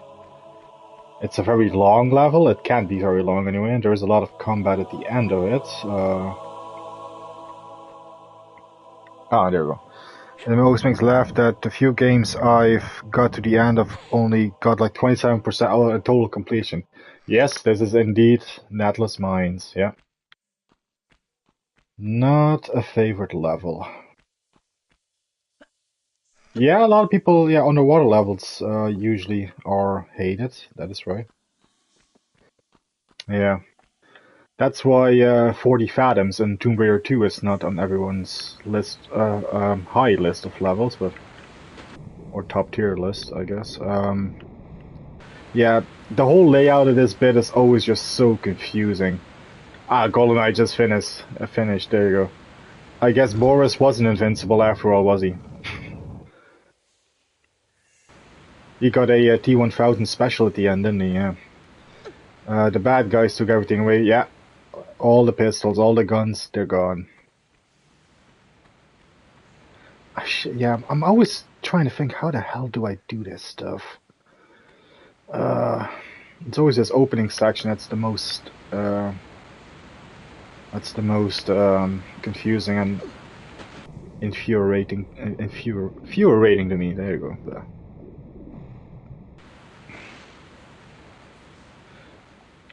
Yeah, the back and forth thing here. GoldenEye just been bad guys, yeah. Still don't know how you understand how people animate water, yeah. Alec. Ooh, is Alec your favorite villain? Damn, that is, yeah. I guess he would be in the top 10, top 5. It would be, hang on, what the hell do I do here again? Yeah, this part is always so confusing, no matter how many times I've played it. Wait, so we... I thought we pulled this. Oh, no, wait, we pull that switch, that opens that gate, and now we can pull this switch, which opens that gate, and then we go back all the way again. So yeah, it's just a whole lot of going back and forth and back and forth and back and forth. We will be coming back here another time, later, so... 006 versus 007, yeah. Yeah, I guess, I mean, animating water correctly is pretty hard, but... I mean, again, we shouldn't forget that this was originally PS1. This is what the water used to look like way back when. And this is what it looks like now, so...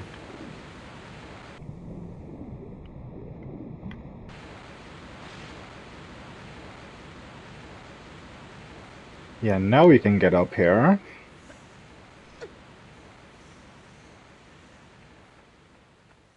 Yeah, you gotta pull a switch to pull a switch at the other side, to pull another switch. It's like... I don't mind this level in concept, where it's just a more quieter level where you have to do some more, I guess, you know, brain work and actually, you know, no combat and stuff, but they could have handled it a bit better. And in this little thing, obviously the camera was focusing on it. That's going to be of interest to us. We need to lower that thing, Because our pistols is in that thing there, and we need 3.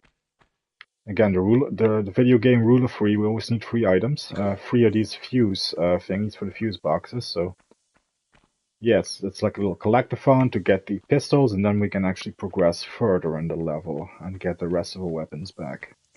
I don't think there's any real order to this. I usually always just do this bit here first with the box. So yeah, we need 3 of those little fuses for the fuse boxes there to activate the crane, I guess. What's people's opinions on the Hunt for Red October? Well, I did a watch party with Gareth and Steven a couple of months ago, I want to say. I love the film. Again, it's Connery, so the control from Enter the Dragon. Ooh, good call.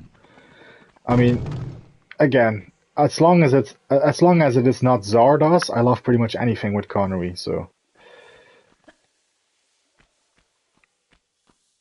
or the Avengers. I could do without the Avengers. Yeah.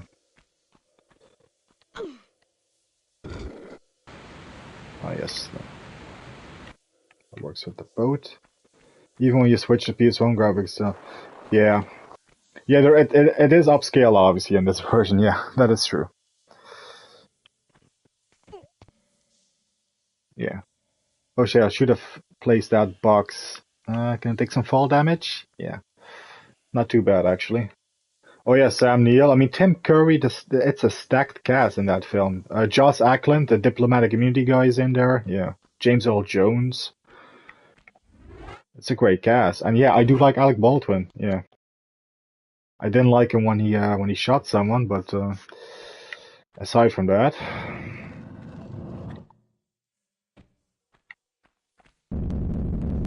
Ah, yes, this bit. Yeah, we need 3 of those. Oh, no, no! Ah! Oh, oh. Ah, shit, I should have done that a bit faster. Hang on. Let me reload. Oh, hell yeah.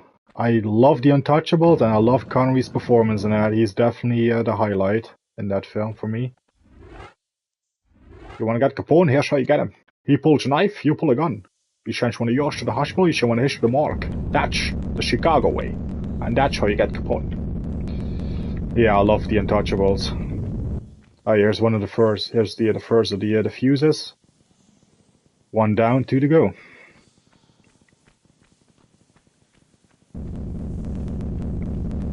Oh yeah, and it's a 90s video game, so we're gonna be dealing with a lot of lava, and this is like the first indicator there's gonna be lava in this level. So prepare for some red fiery spectacles later. Some nice visuals, and I guess these boulders are an indicator for that as well, actually. Oh no, go the other way.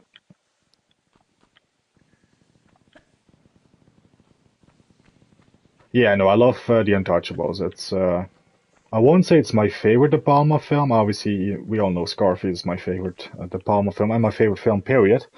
But it's definitely up there. It's like for De Palma, it's like yeah, Carlito's Way, Untouchables, Dress to Kill. I love that film. Blowout. Blowout is fantastic. Go under the waterfall, jump the broken bridge. I think I did that already. I think maybe you're behind, but that's okay. Where we got 1 fuse. Oh, we go back with the boat because the boat shifted. Yeah, we got to go back there. Yeah, Body Double is excellent. Yeah, Casualties of War is a great one. There's a lot of great De Palma films, actually. I'm a big admirer of De Palma.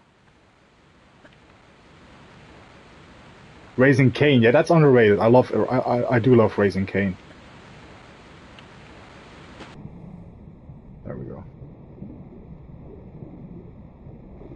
I do love Raising Cain, yeah. There we go. Yeah, the Natlab boxes. Yeah, I remember this. So we can collect some ammo here. I'm gonna hit a save because again we made some progress. Let's see, I think we can do the exploit of jumping through the cracks here. Don't get me started with De Palma. A fellow connoisseur, eh? Well, I think actually we do need to move this one to the side here. Yeah, I know I love the palm. I'm a big fan, like I said.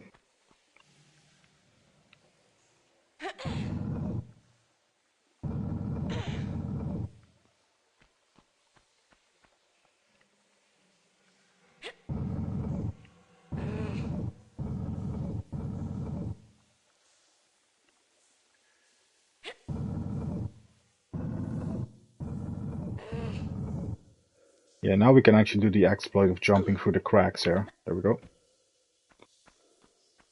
Saves us the time of release moving at once. Ah, yes, that operates the drill, yeah. Now we need to get back over there again. There we go.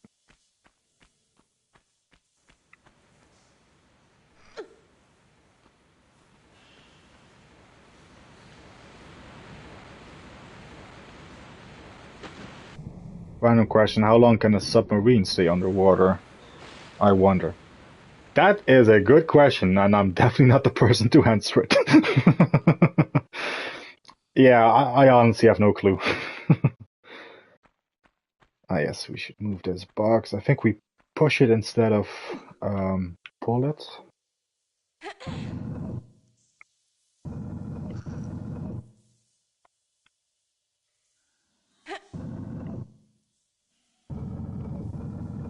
Yeah, because we need to climb it here and get up there. Oh, shit. Oh, oh.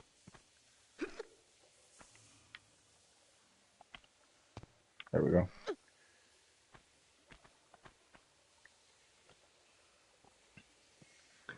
Yeah, how long a submarine can stay underwater? I mean, I guess the submarine can stay as long as it wants. Unlike us, it doesn't have lungs that can drown, I guess. But again, I've never been in one. I would love to be in a submarine once. So yeah, we collect a fuse here. We don't go any further into this room. That is very important if you play this for the first time. Because there's a guy with guns here, and you need guns yourself to take him on. So just get the fuse and get out of here again. I learned that lesson the hard way, so the first time I played it. Anyway, we got 2 of the fuses now. We need the third one, which is actually have to backtrack all the way again. And after we get the fuse and the guns, we need to get back here again. So there's a lot of going back and forth here. This is probably why a lot of people don't particularly care for this level. Because of the constant backtracking and stuff.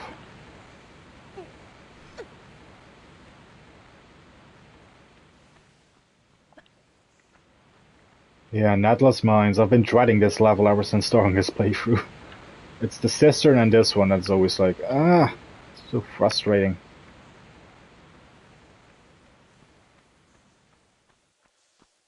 Alright, so we got 2 of the fuses, and now we're gonna get the third one.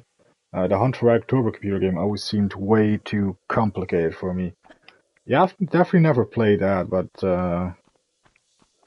is it actually set underwater? I wonder if that's, Oh yes, we activate the conveyor belt here, which there's the fuse right there. We just need to lower this, and it gets the conveyor belt moving. And et voila, that makes 3 of them. I think there's nothing here, right? No. So now let's get our pistols back. La pistolas. I should do the entire stream talking like Sean Connery. Yes. Actually, that should not. But let's activate these this thing here.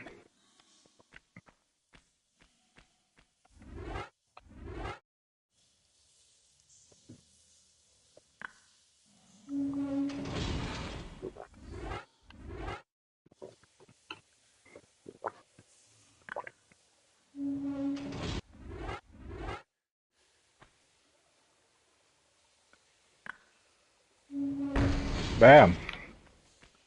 And with that, we have access to our trusty pistols, which are just And a medkit. Oh, I forgot about that.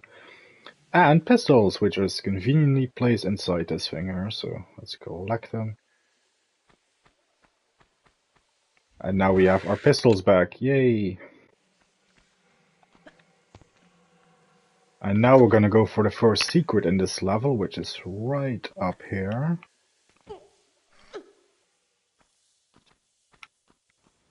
Yeah, right here. Oh yeah, and this little room coming up here, this is actually very foreshadowing of a similar bit in Tomb Raider 2. You just have to keep jumping here until the hatch comes back up again. There you go. A similar thing will be in Tomb Raider 2 as well.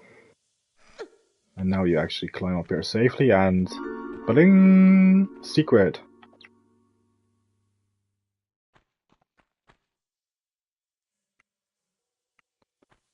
And yeah, that's it. Just a couple of Uzi clips and a med pack.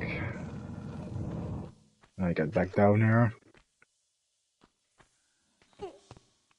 Yeah, we're definitely building up to some lava in this level.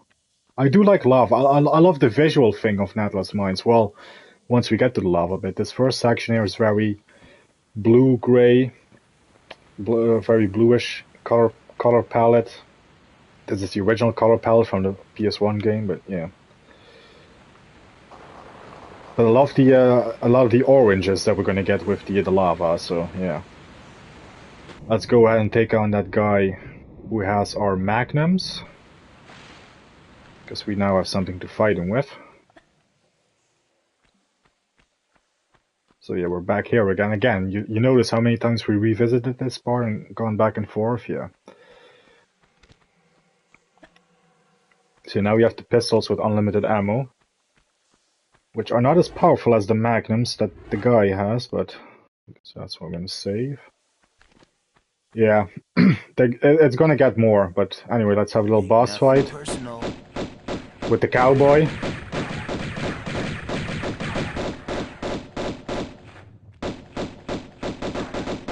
Oh, yeah, and that can happen. So yeah, we're gonna definitely be seeing a lot more of that, of the lava, so. And that, ladies and gentlemen, is why we save our game. Let's do that again. Ain't nothing personal.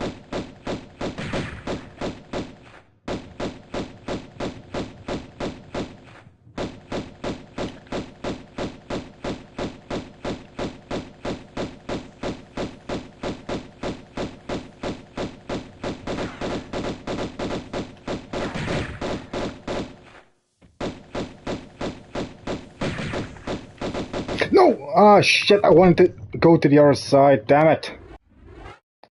But there's a great foreshadowing of the lava that's coming up. Yeah, this fight is always so... because you're over these fucking pits, so if you jump the wrong direction, you're gonna plummet to your death or plummet right into the lava. It's... yeah.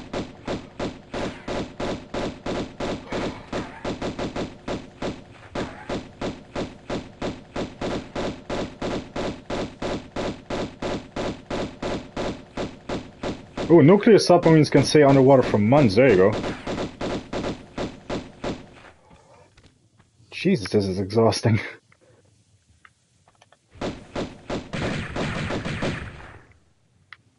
Hey, that's not fair.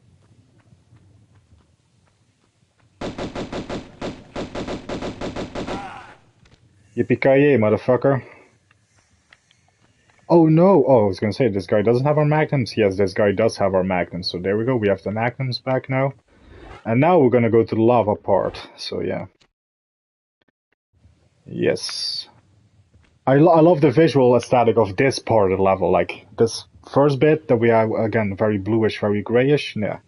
Not the biggest fan, but the second part is where this level gets a bit better for me.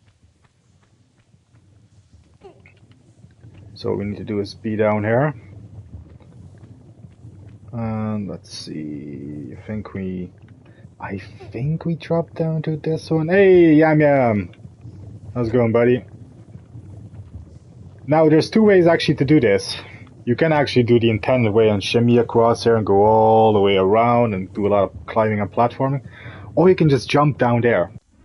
I've tried that once and it actually works, so we're gonna try it again, because it saves a little bit of time. You can actually, if you're really good, make it down here, just like so. That skips a huge chunk of this bit, so... I'm not a speedrunner, but I know a few tricks. What's the best video game based on a book? Ooh. Well, the Bond games are technically based on films, which are based on books, actually. Well, the Bond goes back to the books. Yeah, that's a good question, actually.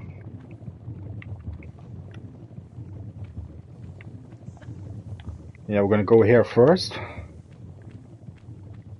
Because there is a secret here. Oh yeah, oh yeah. Oh. Oh shit, I think we just fucked up. Hang on, let me reload the save. Please tell me I saved. Did I save? I did save, thank you. Ooh. I was dreading doing that boss fight again. No, there's a secret here in this right passage, actually.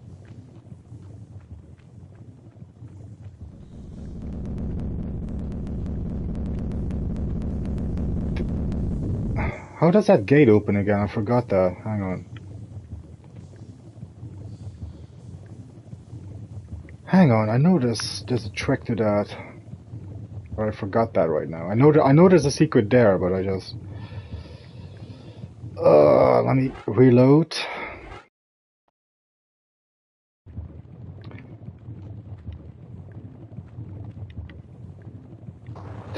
And I just jumped into the fucking lava.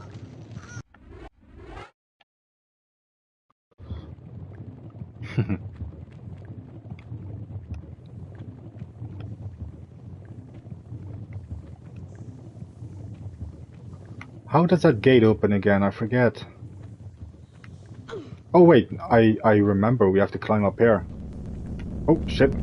Ah no, we should not trigger the boulder, hang on.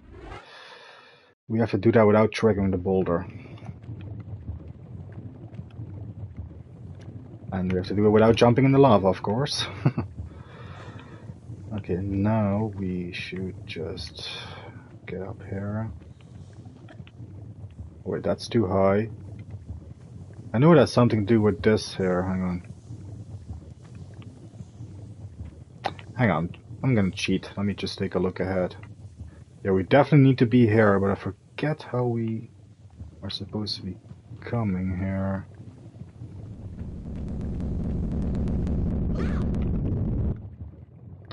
Let me... Damn it! I know there's a secret there, but I want it, but I forget how to do it.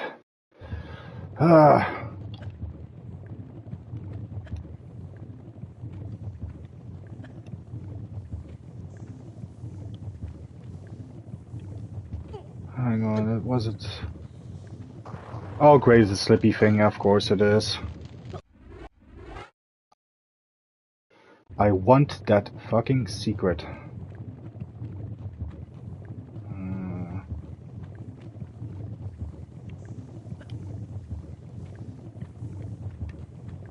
I forget how to do it.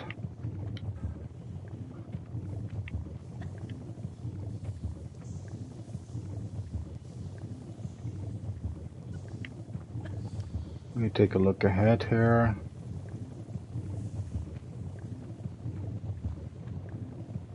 What was the trick to that again?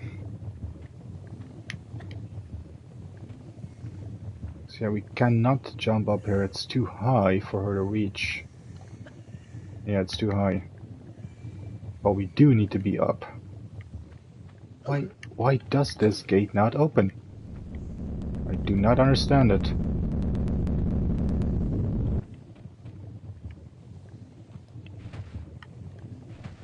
No, you don't. There's no way to get past the boulder once that is triggered either, so... Anyone is watching who can provide some help, please do, because... I'm blanking on how the hell I'm gonna do this again.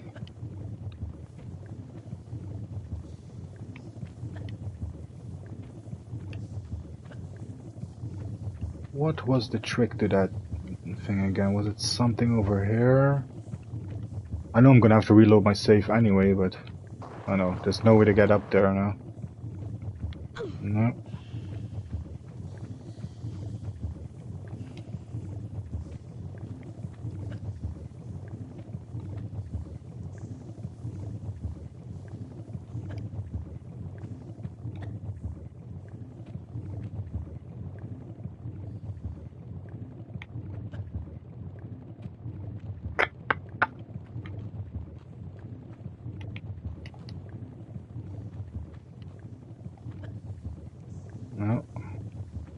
I'm gonna just take a good look around here. See if that provides me with any clues.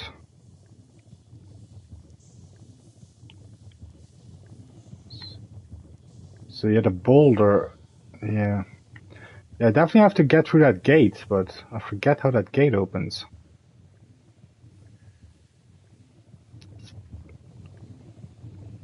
At the other end of this boulder, there is a bit to jump up here, but yeah. Good luck getting past that thing. That's impossible. Do I have to beat the boulder? Let me reload again. Let's try it again. I want that fucking secret. I think MBB could maybe play a good Lara Croft. MBB? So.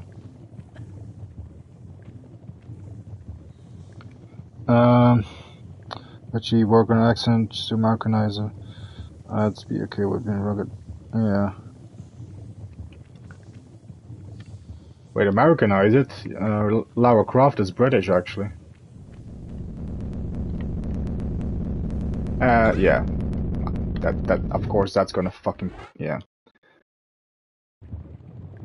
How the fuck do I do this again? Damn it! I hate it when I'm blanking on something.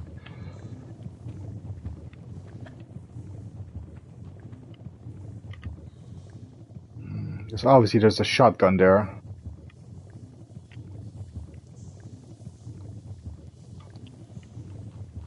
Why does this gate? Oh wait, it's not a gate, it's a fucking box! Damn it! How could I be so stupid? It's a box, you push it, you idiot. Damn, I've spent 20 minutes trying to figure this fucking shit out. And it's a fucking box and not a gate. I'm really pissed off with myself right now. Yeah. Lara Croft is British, yeah. Oh shit, I should have... Hang on.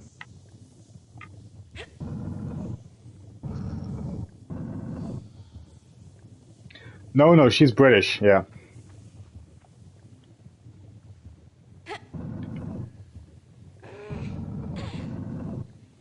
Wait, hang on.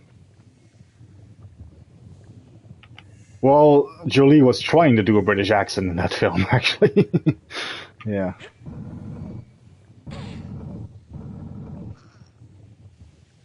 Jolie was trying to do a British accent. Yeah, I need to box it. We just climb up here.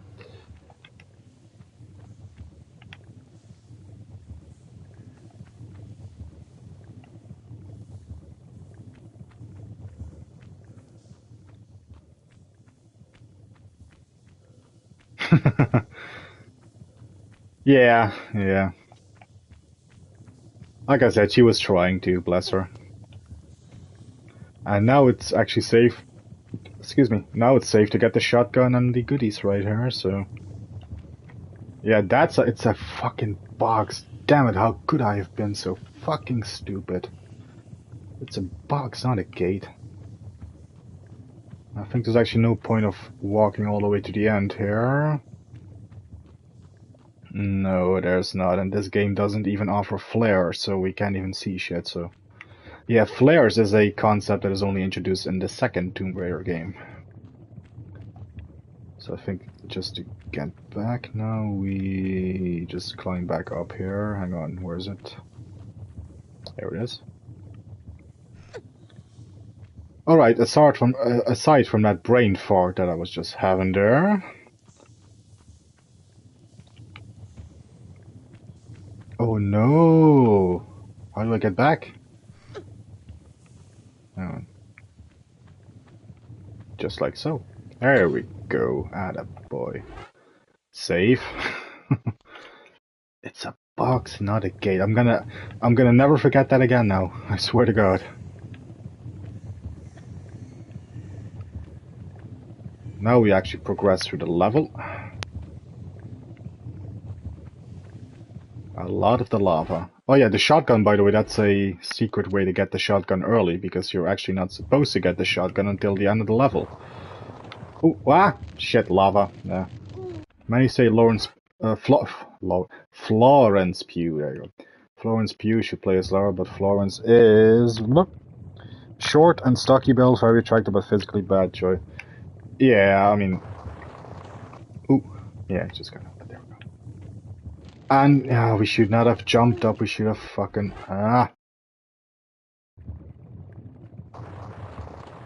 Yeah, the physicality of Lara has changed pretty much so many times over the years. Anyway, it's although she should have long legs from this design. How long does it take to shave them legs anyway? Let's see. I know we have to move this TNT crate.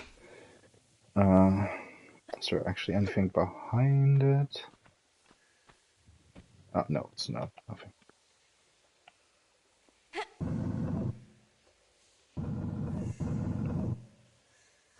Now we can progress through the rest of the level. I'm just gonna do this right now. There's no avoiding pushing this big thing around. It's kind of mandatory to push this thing. That was a Beverly Hills Cop 2 quote. Well spotted, Andy. Yeah, I was actually expecting Sean to spot that one, but Shave. I was offering my grooming services. That's another Beverly Hills Cop 2 quote.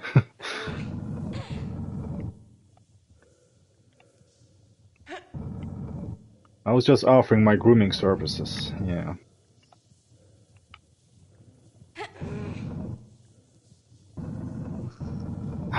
There you go, Sean also knows it. I don't think so. Damn it, I want to watch that film again now. It's been ages, actually, since I've seen it. That's actually my favorite of the Beverly Hills Cop films. As much as I love the original, that second one, I've watched that so many times, more times than I've cared to admit. The second is definitely the one I've watched the most, let's put it that way anyway. Like, it has the best soundtrack with, you know, shakedown, breakdown, takedown, everybody, yeah, all that stuff. And, so many great moments. Crashing the Playboy Mansion. Hugh Hefner, Axel Foley, all that stuff. Man, I just love that film.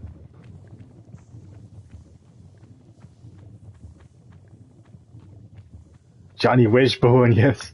Just think, Johnny Wishbone, and I come right in. Yeah. Psychic extraordinaire. Your name is, Lutz, right? Yeah.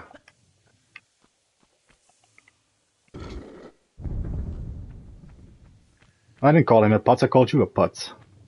You're right, putz. So yeah, we just detonated, like Alan Rickman would say, the TNT crate. We were just logging around, so that has created a opening right here. Yeah, that lever just detonated the TNT crate. Yeah, no, I love Beverly Hills Cop 2. It's...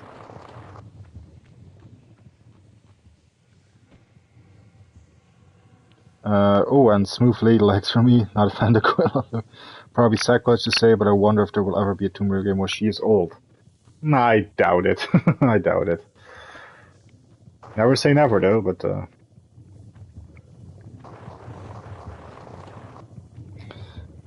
we won't talk about Beverly Hills Cop 3. No, we won't. No. I did not mind Axel F, though, on Netflix when that came out. That was I liked it. Oh yeah, we're gonna have another boss fight here with the Skater Boy. Yeah, I'm not kidding, that's actually what he's called. He's called Skater Boy because he's on a skateboard. And he has our Uzis. And he's quoting Taxi Driver for some reason, so...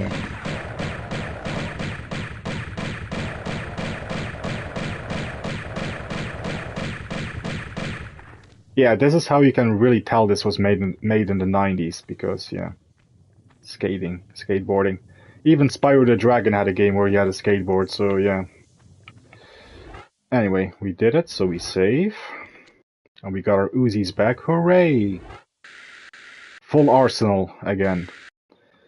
We actually get a medkit, because we're low on health. Let's take a big one. Yeah, hate is a strong word, but it's definitely the one I like the least, let's put it that way. I can still watch it, but give me the first two any day over that. Yeah, that's yeah. And even Axelev. I think 3 is my least favorite of all of them, but yeah. It's especially that fucking Wonderworld song that is just ugh. Anyway, there's another secret to be collected here, so let's jump into the water here. This just opens automatically, right? Yeah, it does. Secret, and I think that's all the secrets in this level that we have now.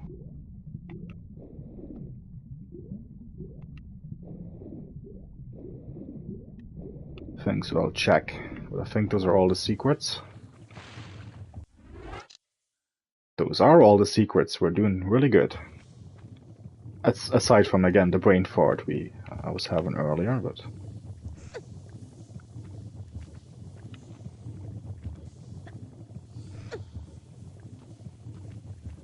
Let's see, I don't want to jump into the lava, okay. You're firing at me? You're firing at me? You must be firing at me. Yeah, he was, I think somebody has been watching Taxi Driver. And now he's dead. He must have been getting ready for the 50th anniversary of Taxi Driver, which is this year, which is crazy to think. Yeah, it's 50 years. Taxi Driver and 50 years Rocky this year, so yeah.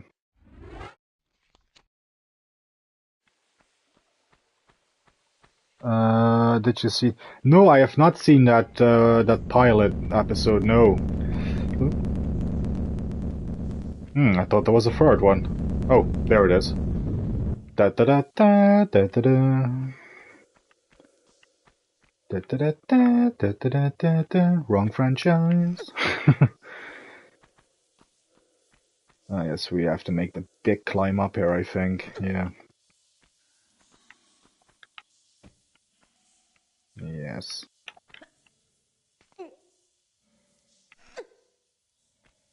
No, I've not seen that TV pilot actually, no. The one with his son, or if I'm not mistaken, right? The one with Axel's son, yeah.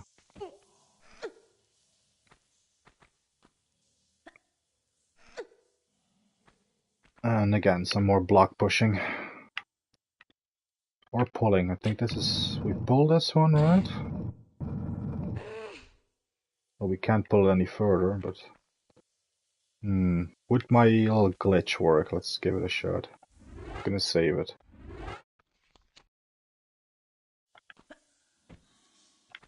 No, I can't jump through that crack. Okay. This? No, not. Okay. Reload. Okay, then we push it instead of pulling it. Okay.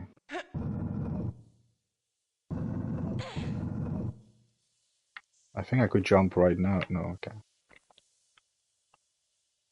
Yeah, sadly you cannot use the exploit all the time. I think I could do it now, but... I quite like that Beverly Hills Cop TV show pilot. Quite surprised that Eddie Murphy is in it, as I thought it was just going to be his son. Yeah, Murphy in it actually does, I guess, warrant at least one watch of the damn thing, because it is him as Axel Foley, but...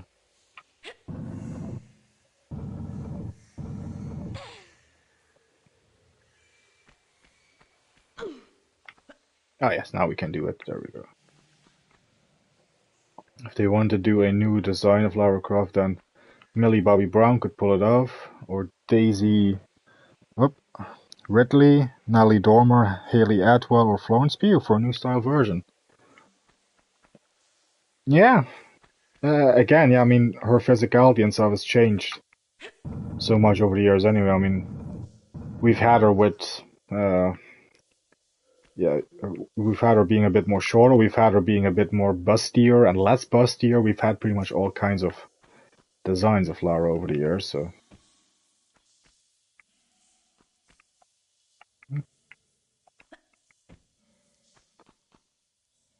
Did that just take us into a circle? Hang on.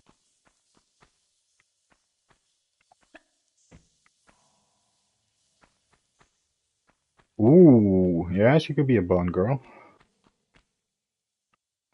See, this is always the part in Atlas Minds that is confusing to me the most. Maybe I should really just pull these blocks.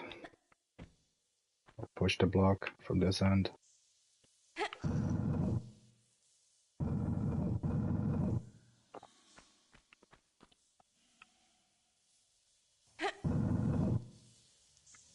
Aha.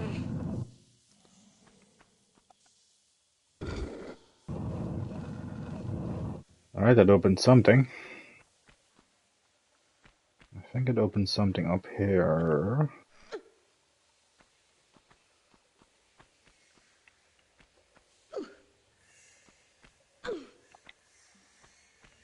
Ah yes, this is what it opened.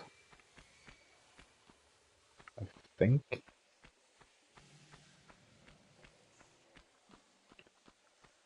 Oh yeah, another block. Yeah, Florence Pugh. How would you personally like Laura to look in a new film? Body and hair, was she need to be willing, rugged, and dirty, and willing to do action? Yeah, she definitely needs to have that kind of spunky personality. Wait, that's a trapdoor, isn't it? Yeah, you're never gonna make it, no matter how many times you try. Instead, you open it. Open a different door. How would I want her to look? Well, I guess if we're judging by the... Hang on. Yes. Ooh, what? By the anime series that came out, what, last year? Say cheese. Oh, crap, hang on. Ah, yes, it's the shotgun guy.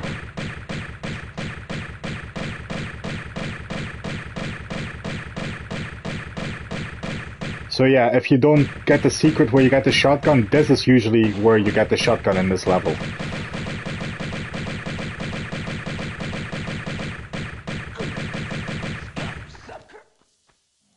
And I'm still convinced he says cocksucker when he dies. But anyway, no, in the anime series, she infamously was very toned and shredded and almost didn't resemble a female anymore. She, very reduced cup size. I definitely don't want that. So whatever they do, just have her look as a woman, and I'm gonna be happy. Yeah, just don't ever be overly masculine or stuff. Yeah, just look at it. She's feminine. She's a feminine, strong woman. That's nothing wrong with it, and no need to change it really.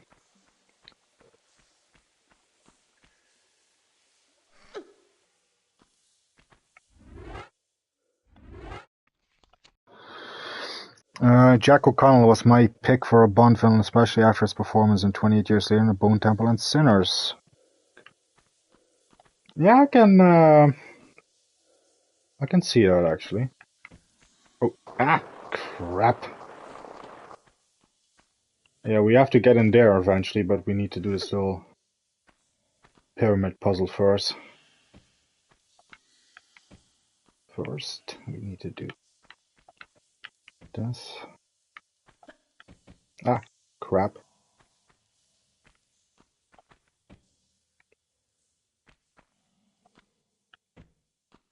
Yeah, so around 5'6", lean toned, not masculine, big boob, big butt. Yeah, not a Kim Kardashian plastic surgery butt.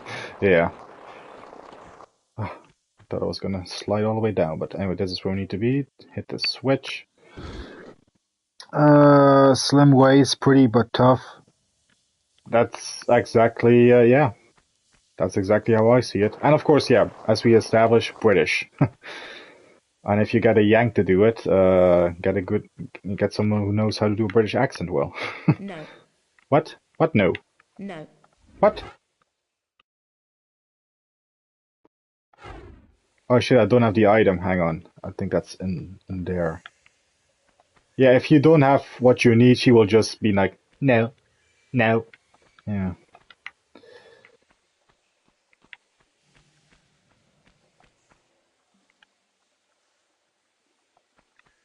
Luckily, the item we need is right there, so that was my mistake. Like most physiques, but I personally like curvy, thick, chunky physiques, but not for Lara Croft. Yeah.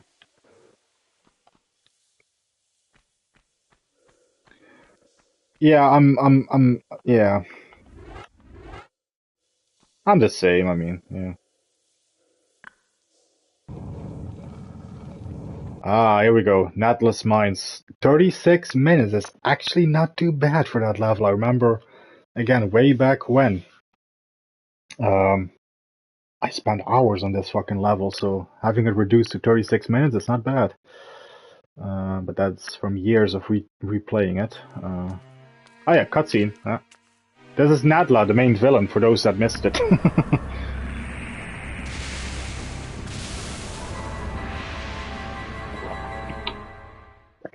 Yes. So she has activated the ski-on thingy. And we're actually, this is the final level of the game. Atlantis. Yeah. That is a good question. Who did voice her? She only voiced her once for this game, then it was another actress for game 2 and 3. Damn it, I forget the, was it Shelley? I think it was Shelley Blonde. Actress Shelley Blonde did the voice for this game. And yes, I did have to Google that because I forgot it off the top of my head. But I do think it's Judith Gibbons for 2 and 3 though. But yeah, it's Shelley Blonde for the first one. Yes, we're in Atlantis, which is a very, very atmospheric location.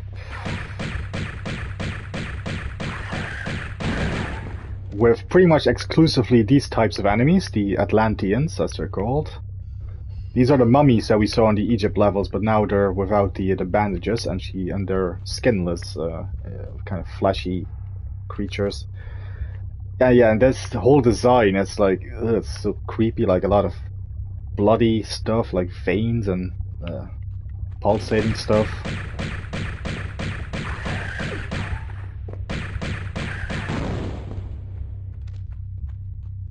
Very atmospheric, and the sound design too. It's just like this low humming sound, whatever it is. Yeah, that is definitely how you do a final level right here in terms of design, upping the stakes. I think it's the part there. See, when the arms are moving like that, that's when there's something gonna spring out of it. Look, there we go.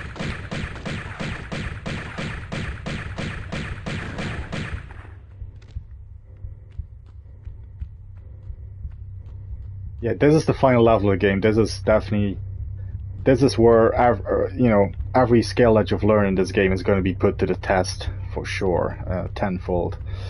So yeah, look at it. It's like intestines in the wall. Yeah, this is what it looked like before, but they did a hell of a job with the design on this level in the remaster. I mean, to be fair, in the original it looked pretty awesome. And yes, in the original you had the triangle boobs, but yeah, no, this whole design when it comes to just pure design and atmosphere, this is definitely like top of the food chain when it comes to great levels right here.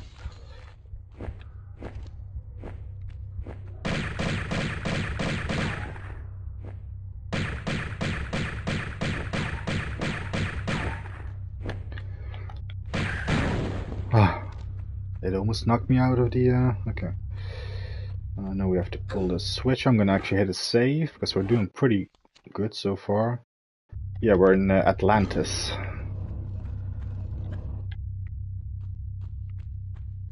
And again, just that low sound that plays in the background is, yeah, very deep bassy sound, yeah.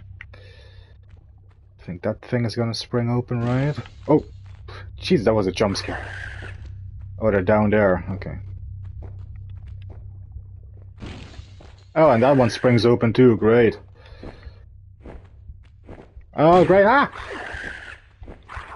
Holy shit, this has gone foobar, hang on. Ah! I need health, I'm almost dead.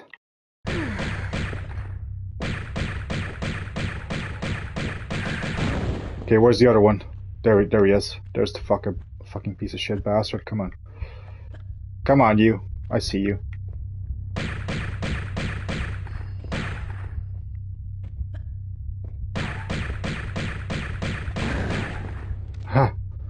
There we go, that was tense. Ugh.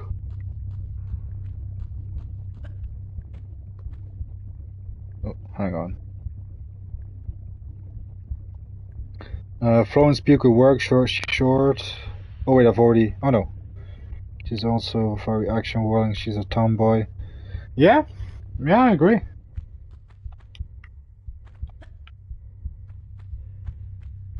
I think there was one more thing to do. Oh yeah, let's get in here. I think even though it's very dark, there was another switch here maybe or something. There's no switch, okay. I know one of these corners has another switch that I've always kind of missed at the beginning. No, not here.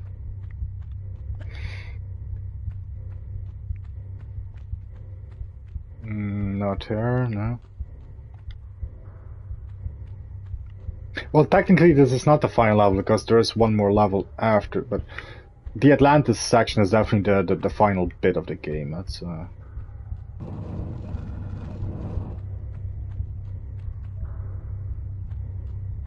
yeah, we still have to hit a switch to open this door. Oh, there it is. I was gonna say it's always one that I've look. This is like, damn. Is that supposed to be like a spine or something? It's... The design of this again. It's I'm gonna be praising the design of this Atlantis level because I just absolutely love it. This is pretty much the main room of the level. We are gonna be working our way up throughout this thing. Oh, we don't want to deal with that guy when he comes too close. There we go. Yeah, a lot of lava, like, yeah, that's how you know it's the 90s and you're in the final stage of a level. A lot of lava, and I think there's a secret down there, so let's save. Let's see, do I just drop like so? I do, okay.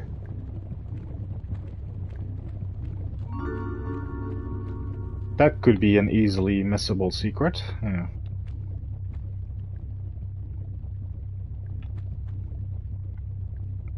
Oh, we're definitely gonna finish this game today though, but yeah.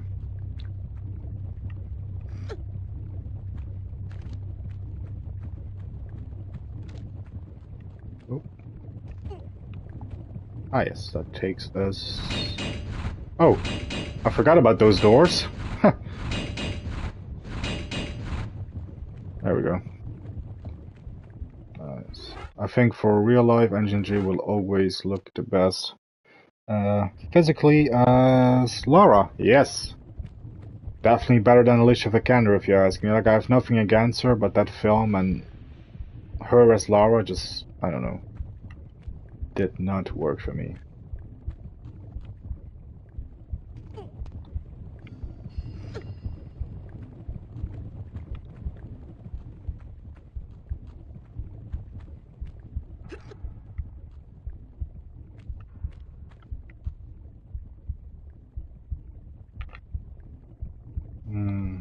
I should do something to open that gate at the other side. Yeah, here it is.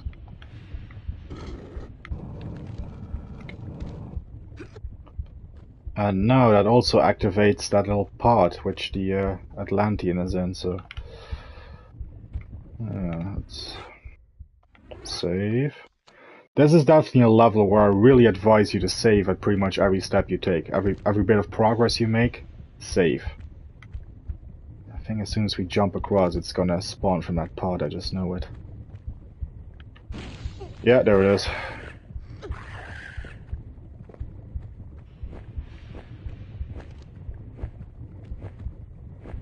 Ooh, Denise Richards. That's funny you should mention that actually, because in the Bond film that she is in, The World's Not Enough, she's actually dressed like Lara Croft. She has the tank top and the shorts. So yeah, actually I can definitely see a young Denise Richards, like, yeah, how she was in The World's Not Enough, Christmas Jones, yeah.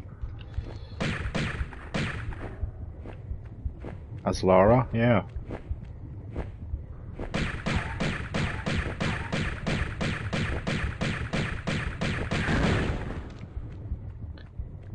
Did they say how low years between each game? Oh, actually, in the timeline of the original, yeah, it's supposed to be like 1 year apart. I think in the second game she does mention the events from last year, ergo this game.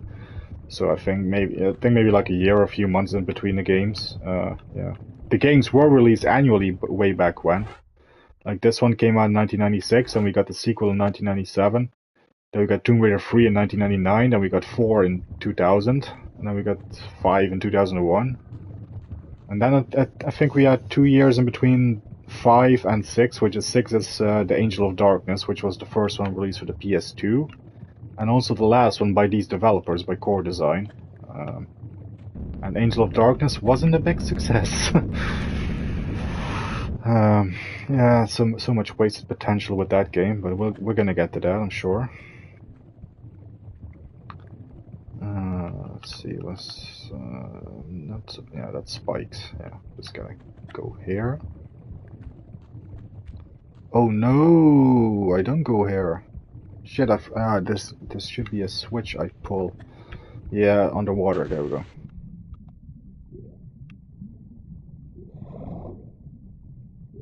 That should open that gate. Just want to come back as mature Lara Croft, dye her hair dark. Oh, Angelina, yeah. Oh, now the music kicks in, okay. Hey, if Angelina would come back to Tomb Raider, I would definitely be all over that, yeah, because I actually really do love those films. The 2003 film, and even Cradle of Life has its good points, yeah. There's some good stuff in there. Ah, almost. Oh, come on. Come on. You can do it, Laura. Atta girl.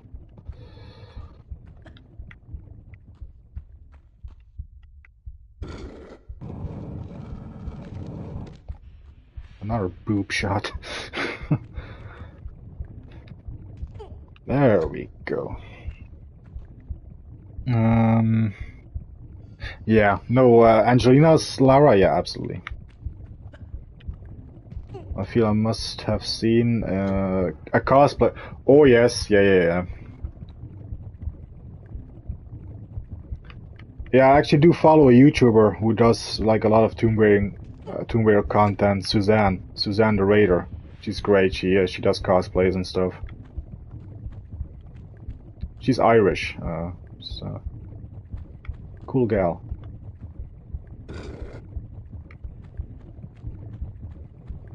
She cosplays as Lara.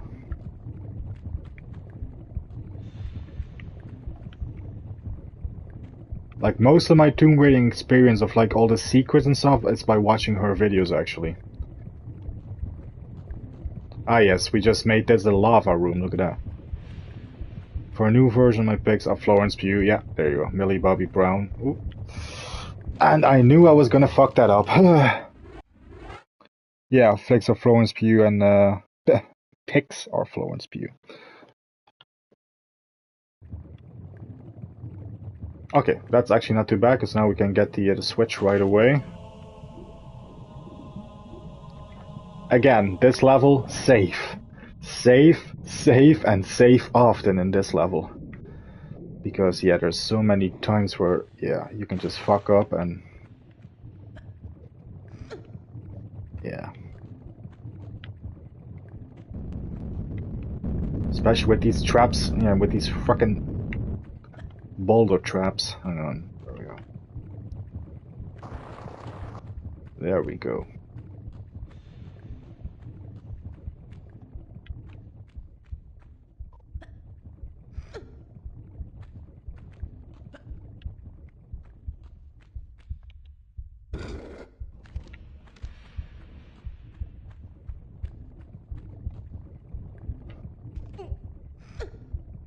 Yeah, and like my whole knowledge of pretty much all the secrets and stuff, aside from a few that I know by experience, like most of all the ins and outs, I've learned from watching her walkthroughs, her videos and stuff. So, how many times have you played? Oh, yeah, this is my most played of the Tomb Raider games, hands down. I've played this game, this one right here that I'm playing right now. I've played this more times than I can count. Tomb Raider 2 and 3 are up there as well. I've played those a lot.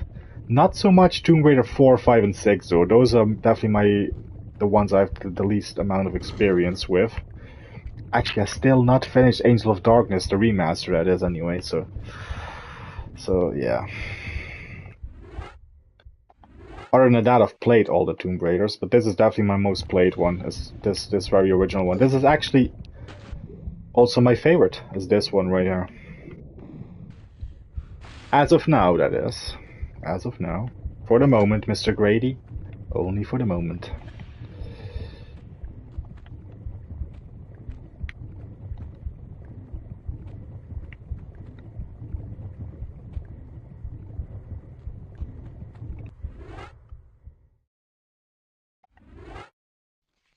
Gonna save it again. I'm gonna follow my advice. Okay, now this time we're gonna make that fucking jump. There we go. I love the lava though. It's again. I grew up with Jak and Daxter, the Precursor Legacy, where you had a lot of lava levels. So lava and video games is very nostalgic for me. Yeah.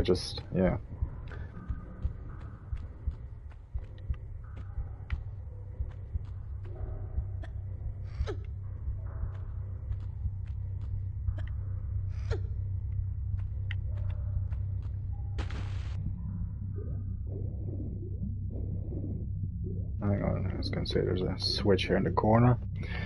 I've only played this and the Definitive Edition on PS4. Yeah, that is a great one, yeah. That entire trilogy is actually really good. I mean, that one you have Rise of the Tomb Raider, then you have Shadow of the Tomb Raider. It's a really good trilogy. Like, I'm not in like one camp where I prefer one era of Tomb Raider over the other. I pretty much like all. Whoosh! Bloody hell. No, I pretty much like all of the Tomb Raiders. They all have their merits for me. I think I said that yesterday.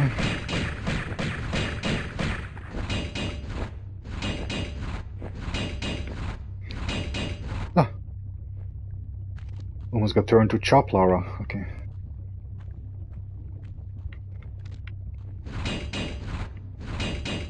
Where's that fucking thing?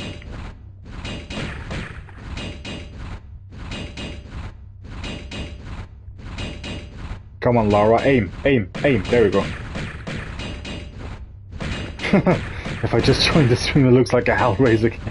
Yeah, I love this. I love the lava. I love the whole layout of this thing. Yeah, very spooky, very horror-esque. Yeah, very creepy and stuff. Yeah, I love it. It could be like a level out of a Doom game. That's how very, what's the word I'm looking for? How hellish this whole experience is, this whole level is designed, for lack of a better word. Like this, it looks like we're in the frickin' pits of hell, yeah. Like it could be a level out of a Doom game, if this was first person, that is. Well, that would actually be a cool mod if there was a first person mod for this. Anyway, yeah, this is obviously a room where shit's gonna hit the fan, because we got four of these pods above us with Atlanteans in it. In the sense of games, we prefer Tomb Raider games more as a whole or Bond games more as a whole? Well, yeah, in the sense of just games, well, I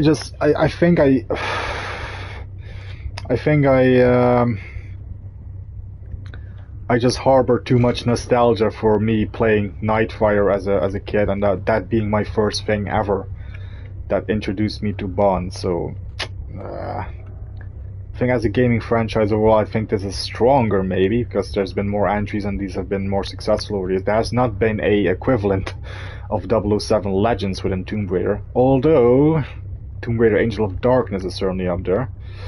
But okay, so we haven't activated one of these pods yet. Oh no, wait, that one is active. The arms are moving. That thing is gonna spawn out of there. I'm gonna switch to Uzis. Oh, we got plenty of ammo. Ooh, let's go for the Uzis. Yeah. Shit's gonna hit the fan, I just know it.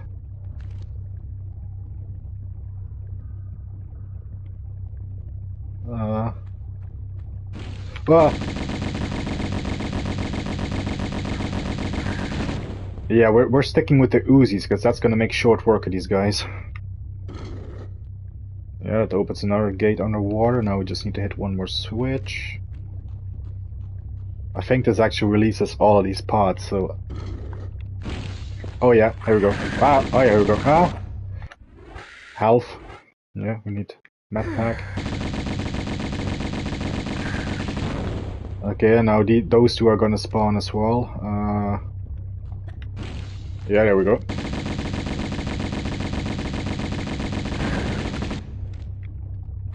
Okay, now one more switch. And then, come on, we all know you're just gonna burst out of there. Just do it. Okay, there we go. Ah. Switch back to the magnums. Oh.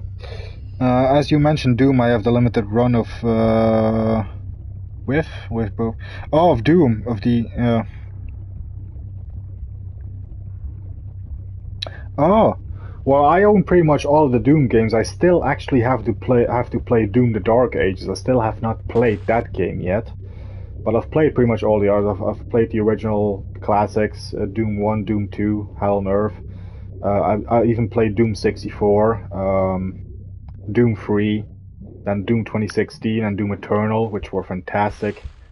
I still have to. The only one I still have to play actually is Doom: The Dark Ages. Yeah. That's the only one. That's the only one I still have to play.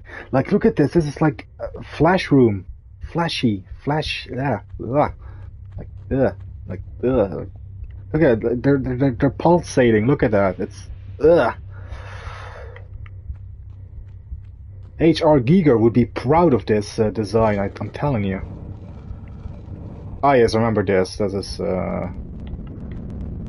the respawning boulder, because that boulder is gonna respawn for some magical reason. Oh, it doesn't come with Doom 64. Yeah, I have all of them digitally, pretty much. I don't have those physically, sadly. But, I do have them all. Yeah, all the Dooms. Doom 64 is actually pretty killer, actually. That's pretty... Yeah, that respawns the boulder.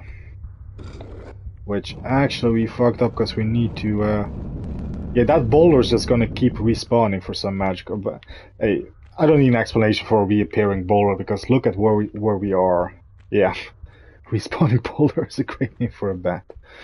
No, actually, we need to get that box in the way so that the boulder will not roll down all the way again.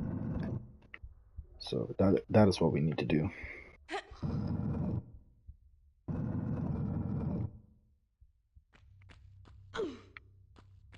Oh, actually, we need to move it one spot over there.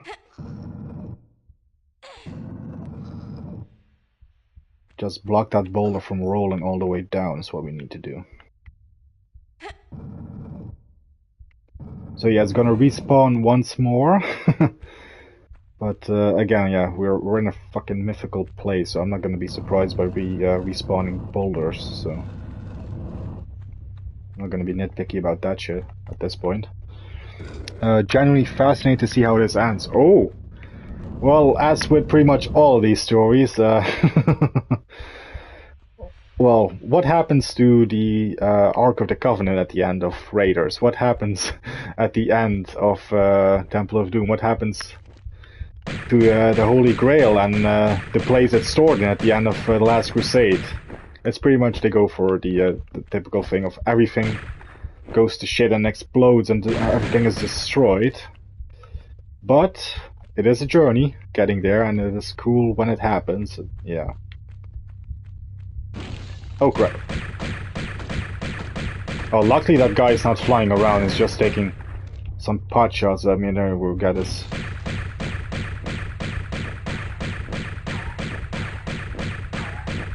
Just die already, die! Oh. Just before it had the chance to knock me off here. Because they can definitely do that. Oh, I mean, this is... Oh. No, yeah, there's definitely... Oh, yes, because I was actually doubting on which part to land on, but this is the safe part here, yeah. I mean, the floor is actually... It actually did that in the original. It actually did that in the original, wow. Yeah. Oh, yeah, Duke Nukem 3D. Yeah, I grew up with that one as well. I played that way before Doom. Duke Nukem was actually like one of my first very mature games, actually. Yeah, Duke Nukem 3D on the PS1. It was called Duke Nukem Total Meltdown. It was on the PS1, but it was pretty much a port of Duke Nukem 3D. But yeah, that's the version I played as a kid. Yeah, I love Duke Nukem. Yeah. And then Duke Nukem Land of the Babes and Duke Nukem Time to Kill, all the PS1 games. I actually still have them all for the PS1. I still have those games. Actually, Duke Nukem Land of the Babes and Time to Kill were very much like this, like third person and a lot of climbing and stuff. It was kind of like Tomb Raider inspired. Yeah, Tomb Raider inspired gameplay. Oh wait, we jump across, don't we? I think so. Or no, wait, hang on. We got to go here.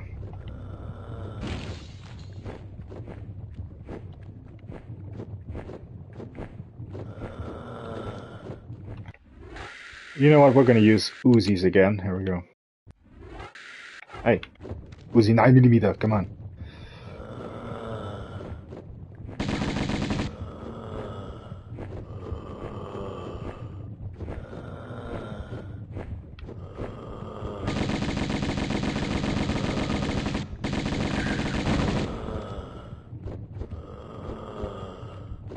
Okay, yeah, I think we jump across here if I remember correctly. We're gonna save, because, yeah. Remember, kids, save, save, save, and save again. Oh, no, this is not where we jump, because it's a slippy... Yeah, it's a slippy slope, so reload. We just go back.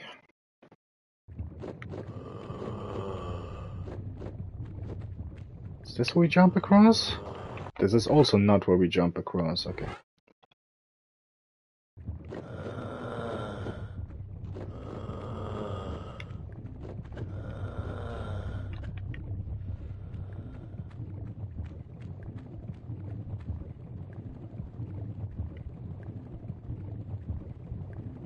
I think actually this is where we jump across, maybe. Oh shit, and I fucked up again, and I didn't save, but that's okay, because it's not that much progress, but...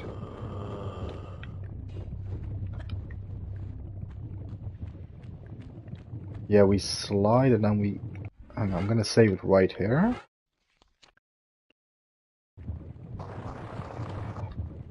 No, that's not how I... Oh shit.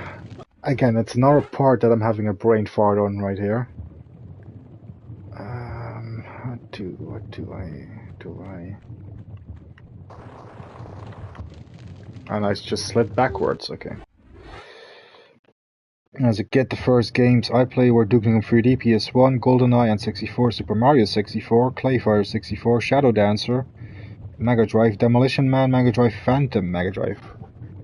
I know pretty much all of them. Have not played all of them, but they're definitely familiar names, yeah. Again, I never had a Nintendo as a kid. It was always PlayStation, so... Of course, GoldenEye is definitely something I'm familiar with. And yes, I do... I don't live under that much of a rock that I don't know Super Mario, so... Damn it, I forget how to do this now. Yeah, for me, yeah, on the PS1 it was Duke Nukem.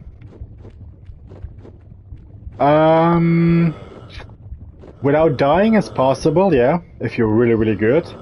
And without saving, I guess, technically it's possible, yeah. That would be a challenge, but I guess it's possible. Yeah, no, for me it was Duke Nukem 3D on the PS1 as one of my first games.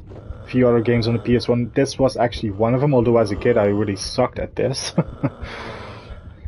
Ah yes, that's how you do it.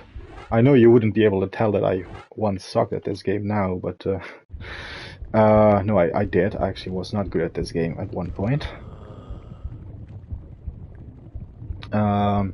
No, and then it wasn't all too long actually before the PS2 era came, and you know, Jak and Daxter and Ratchet and Clank, and yeah, then 007 Nightfire on the PS2.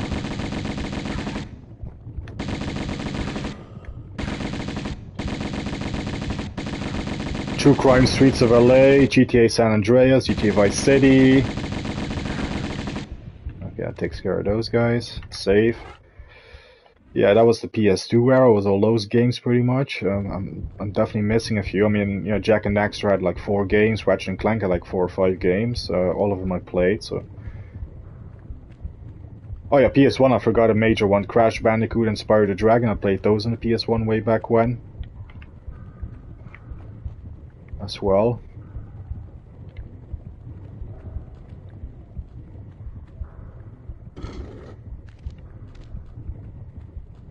Then, of course, by the time the PS3 came around, it was Uncharted, which was the big thing for me. I was born in 1996, grew up with N64, Sega Mega Drive, Sega Saturn, and PS1 and PS2. Yes. Still can't get over it. I got stuck on the first screen of the Men in Black PS1 game. That is one I've never played, actually. I've not played the Men in Black game. I played Driver on the PS1 as well. I do actually have a few PS1 games still. Like I said, I own the trilogy of Tomb Raider on PS1. Driver on PS1 was one that was a tough one.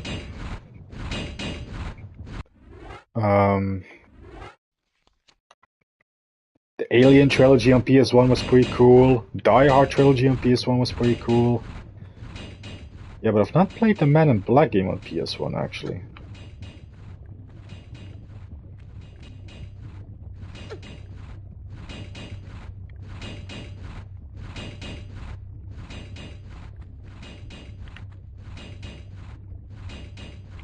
And we're gonna save it again, because again, save, save, save, and save again. Yeah, I mean, it could be the nostalgia talking, but that was just... Oh, those were the days, weren't they? The early 2000s, yeah. With games like the PS1, PS2 era, it's like...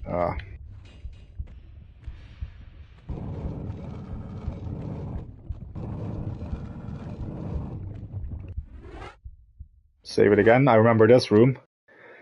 I died more times than I would care to admit in this room on my first couple of, you know, playthroughs of this game. Yeah. This is the big lava room right here. It lives rent-free in my mind.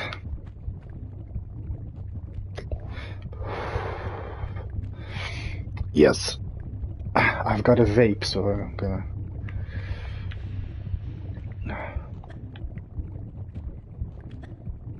Yeah, this bit. I mean, I played this the first time on PS1 with tank controls. This was even harder with tank controls, so...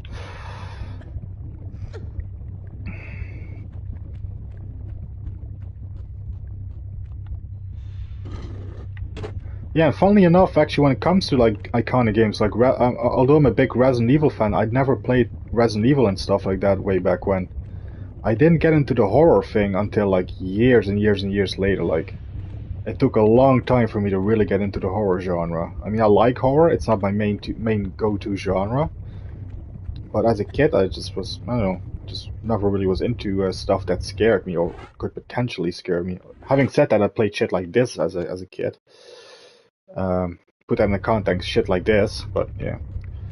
Still, same principle. I played like Atlantean mummies coming after me as a kid.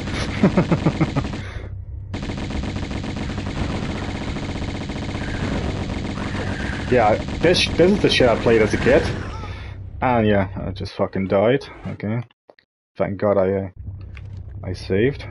I'm actually gonna top up on my health. I got so much health packs here. Look at this. 35, 40.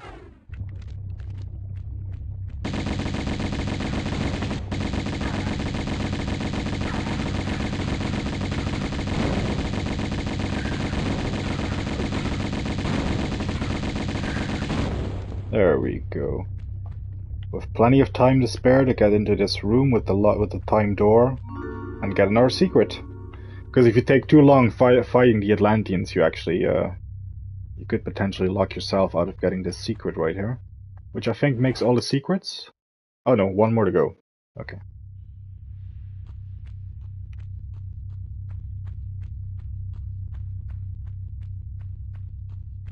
Yeah, Tomb Raider, this was the bomb back then. This was, yeah. Oh yes, I do remember this. This is where the lava comes when you pull this switch. Oh yeah, you gotta run from the lava. You gotta actually... You could avoid the lava altogether, you could just climb up here from the beginning, but I do like racing away from it.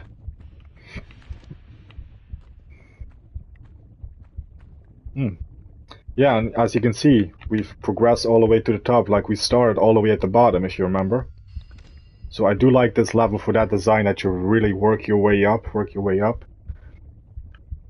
not in game.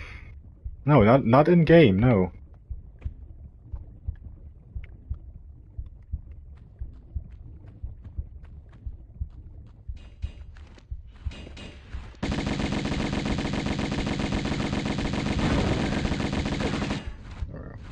No, actually she does not eat food in game, no.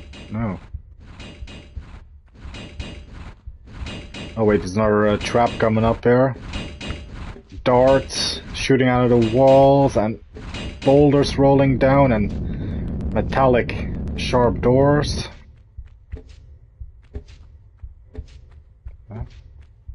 Okay, okay, and go.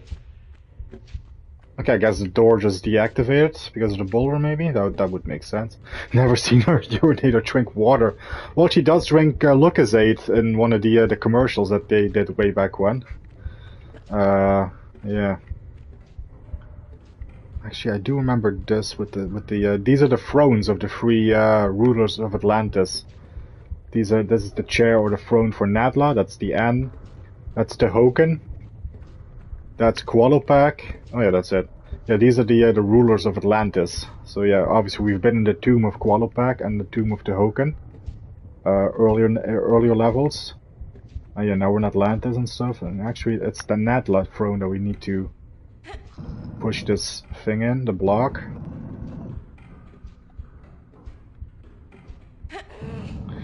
Also, games back then at the time, the graphics looked just as good as PS5 for the time. Because that's all we had, same as the VJ. Yeah. Back then we weren't complaining, yeah, they looked great way back when, yeah.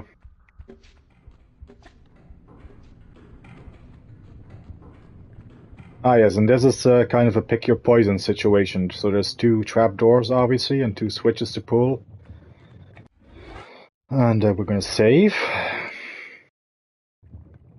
I think one is easier than the other, I forget which, but you can actually, if you're really smart, you avoid it just like so. There we go. And now we can actually properly pick our poisons. Oh yeah, this is actually the hard part with the spike pit, so... And this is the bit with the lava pit and the boulder, ooh. Yeah, pick your poison. I'm gonna try this one. Gonna save.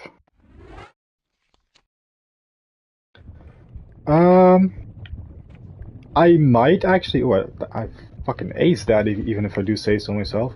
No, I might actually. I do like the Hellraiser series. For the most part, anyway. It's not my favorite horror series, but... I'm definitely getting the Halloween game. That's for sure, I'm definitely getting that game.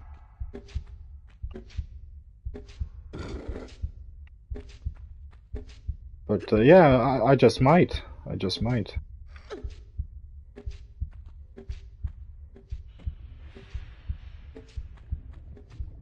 Okay, and I forget... Oh yeah, it opened that door right here, yeah.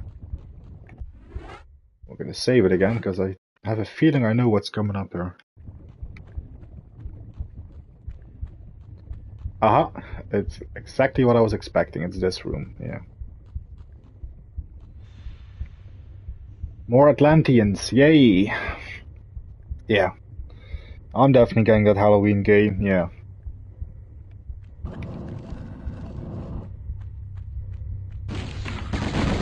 Oh, yes, it's a centaur. I forgot that. Yeah, it's a centaur. Ah!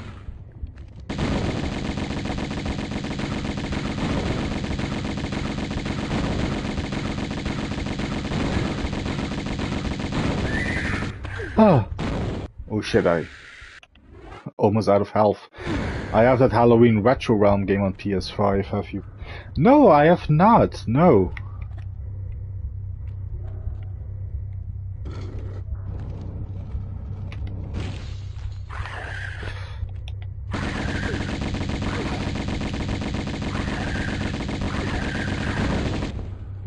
God, I remember this room. Yeah, that thing is gonna spawn. Just spawn already. Come on, come on. Get out of there. Get out of your pod. Come on. Yes, come on. Just let's get this over with.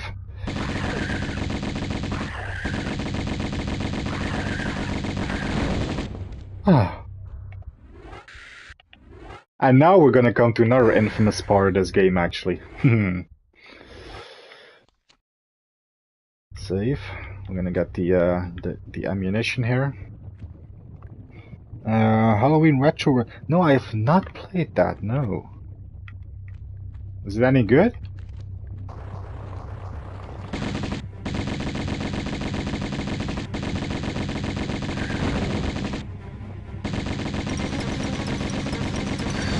Okay, so here's the infamous part that I was talking about. So, for some inexplicable reason, we have a doppelganger. A Atlantean doppelganger. This is Lara Croft's doppelganger, Atlantean doppelganger. So this is pretty much Lara's character design, but then skinless and... yeah. The fans have referred to this, or have lovingly dubbed this as Bacon Lara. Yeah, I'm not kidding. So, yeah, she replicates her every move, including shooting and stuff. There's a trick to get rid of her, and you have to get rid of her to get to progress further in the level. So, yeah, she replicates her every move. So, what we need to do is go here, hit this switch. That opens a trapdoor right there, and then we have to... it's on a timed thing too, so you have to be fast. So you have to go here, make the jump here, and then... there she fell in there, because she was replicating her every move. She fell in there, and that actually... so yeah, it's a short encounter with Bacon Lara, but Bacon Lara is definitely a memorable part of this game. Ask anyone who's played it. Yeah. So yeah, Lara Croft's doppelganger, her Atlantean doppelganger. Yeah, Atlantean doppelganger is a great name for, well, anything, yes. Oh shit, I almost fell in myself, but no, you actually can't see the poor thing just laying in there dead. Yeah. Oh, sorry, Bacon Lara. Your time here was too short. I'm gonna save it. It's a lot of... oh wait, talking of Halloween... her Tyler Main has oh yeah, that sucks. Yeah. It's a lot of fun. It's on the Star 90s game. It also comes with a double bill of the Evil Dead new games with a retros. Ah, okay, it's yeah. Atlantean double game, yeah. It's only about £18. You get 2 games, Halloween and Evil Dead. A lot of fun. Ooh, I'll definitely I'll keep my eye out. I'll be keeping my eye out for those, yeah. I'll definitely keep an eye out for them. I'm gonna actually save it here again. Yeah, so that was Bacon Lara. Again, another iconic bit of this game for the fans. And here we have to face off with another Atlantean centaur. Jump left, jump left! Why are you're not jumping left, Lara? Fuck. I told you to jump to the side, not up like a dumbass.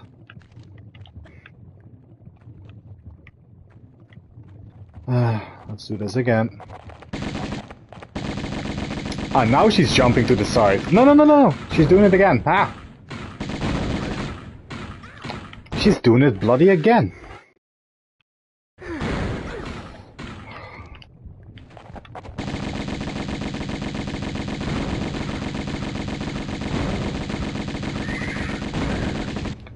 Ah, Jesus, it's about time. Damn.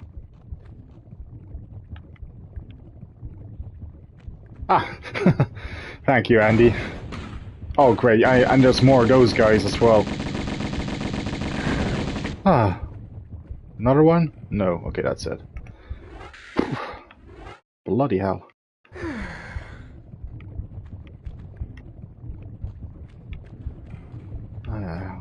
And this, and now you have to do this on a timed switch, I think.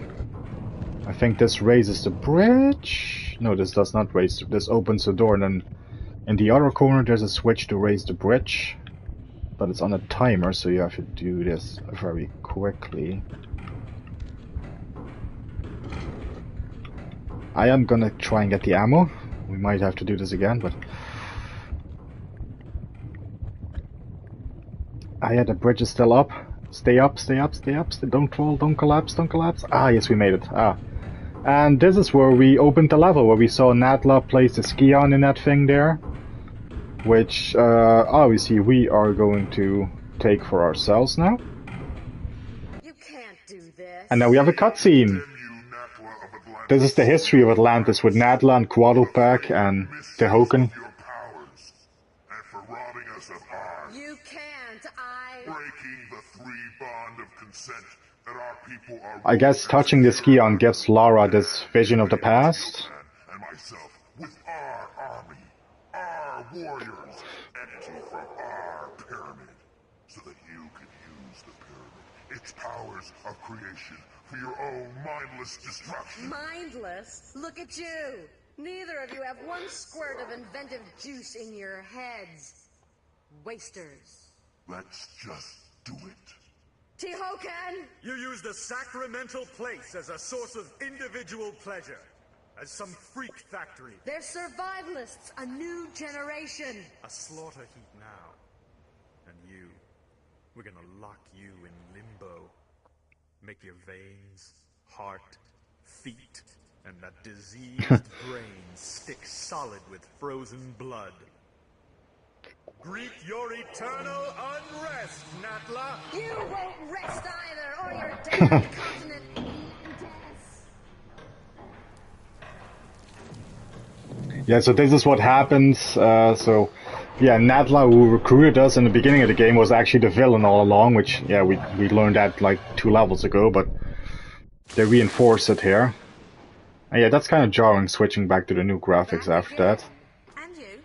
For a grand reopening, I assume. Evolution's in a rut. Natural selection at an all-time low. Shipping out fresh meat will incite territorial rages again. Will strengthen and advance us. Even create new breeds. Kind of evolution on steroids, then. A kick in the pants. Those runts Qualapec and Tehoken had no idea. The cataclysm of Atlantis struck a race of languoring wimps. Plummeted them to the very basics of survival again. It shouldn't happen like that. Or like And she's very tall, I noticed. Look at, she's towering over Lara. Too late for abortions now. Damn, she's like the Brigitte Nielsen of this game. No! 10. You would think that's the last of her, right? But, 3, 2, 1.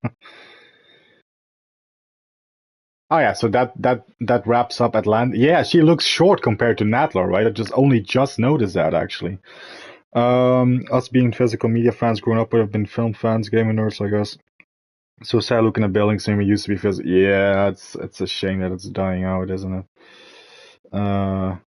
Yeah, she looks short compared to Nadler, but let's go to the oh, we missed the secret, damn it. Anyway, let's go to the final level, which starts with this big boss fight against this huge abomination of a thing. I have no idea what this is supposed to be. This is obviously Nadla was trying to evolve the human race or whatever, and she created this thing. Again, evolution on steroids, as Lara said there in the cutscene. But yeah, this abomination, if this is supposed to be the future of mankind, yeah. Yeah, this is a big boss fight, yeah. Yeah, what the fuck is that, yeah. Oh!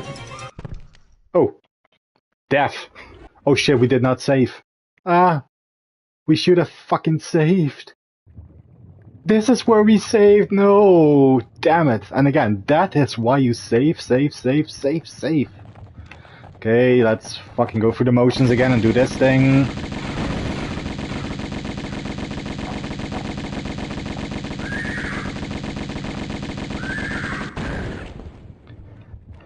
That went better than before.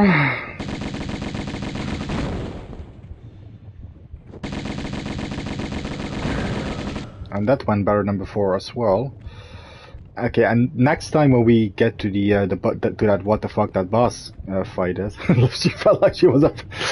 Ow! Yeah, I can actually see her do the Peter Griffin. Yeah. Ah, hang on, I'm gonna read that in a second. Yam, how tall Lara is in this game. Don't want to fall off the edge here while I'm reading. Hang on, I'm gonna do something I don't usually do. I'm gonna pull up the phone right in front of me. Oh, guess how tall? Yeah, my guess would be like 5'7" or something, maybe. Like Natla definitely. Natla, I think, is 6'4", so she's like Brigitte Nielsen tall. Yeah, Lara, I don't know, 5'7", 5'8". Okay, let's do that again. Actually, we can skip the cutscene, so we're gonna do that now because we've seen it. Yeah, okay. Now we're gonna do this properly. Now we're gonna save it straight away. And get the... Oh, 5'9" on this exact, okay. Yeah, just this would have freaked me out so much. Yeah, we're actually gonna switch to graphics and take a look at that thing in PS1 graphics. 5'9", so how tall is that massive blonde wench? Yeah, like I said, she must be like 6'4", 6'5". Yeah, and this is PS1 graphics. Yeah, this thing would have definitely yeah, been traumatizing as a kid, as you can imagine.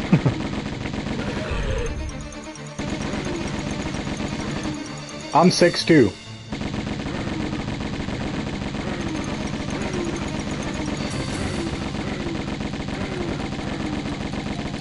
I think that's a conversion anyway, because yeah, we have the metric system over here, so I am 1 meters and 88 centimeters, which I think converted is about 6'2".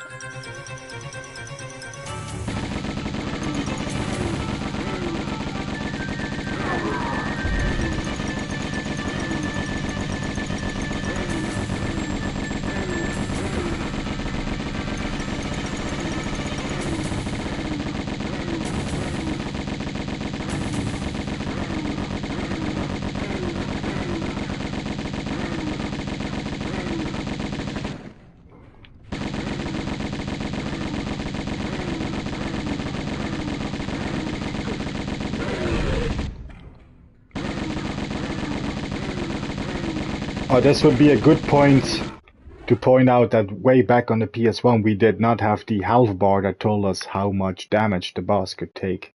So having that health bar for the bosses in this remaster is a godsend, because back then we would just shoot and just hope for the best. But anyway, I love how it does this very long animation before it actually dies. Look at this. It's very dramatic.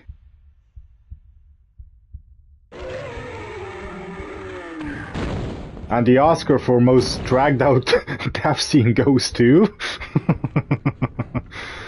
so yeah, we finally took care of that, whatever that is. That's a very good point. Like, who said that? Andy? What the fuck is this? Yeah.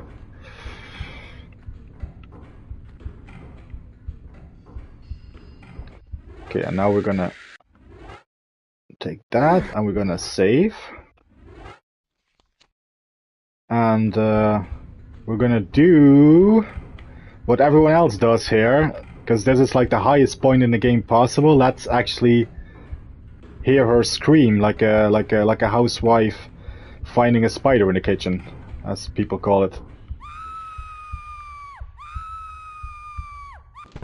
It's such a long drop that she yells 3 times. This is the longest drop you can have in the game. So yeah. Anyway, everybody does that, so I just wanted to do it. Oh, thank you, Andy. Yeah, 1 meters and 88 centimeters. It's about 6'2". Thank you. So yeah, I'm 6'2". Guess how tall I am, Yam Yam says. Are you the same height? Or are you a little bit shorter? I don't know. I've never seen too many pictures of you, actually. I've seen a few of your body build. I know you're very shredded and stuff, but I've not really been able to judge your height on pictures, Yam Yam, so...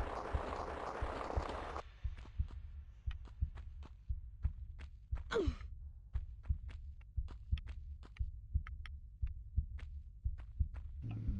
forget how to do this with the... yeah. Oh, 5 foot, okay. Was 5'10", because of my... Ah, okay. Okay, yeah. Yeah, I am used to being quite a tall guy in every room that I enter. I mean, obviously there are people way taller than me as well, but...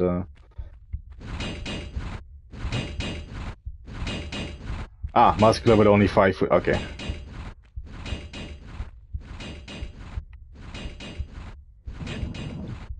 So I forget what to do here, actually. Well, I could use my exploit and jump through the cracks, actually. Now that I think about it. Yeah, there we go. Ah, Dave is also 5'9". Yeah, isn't 6'2" the height you have to be to play James Bond? So, Amazon, I'm still available.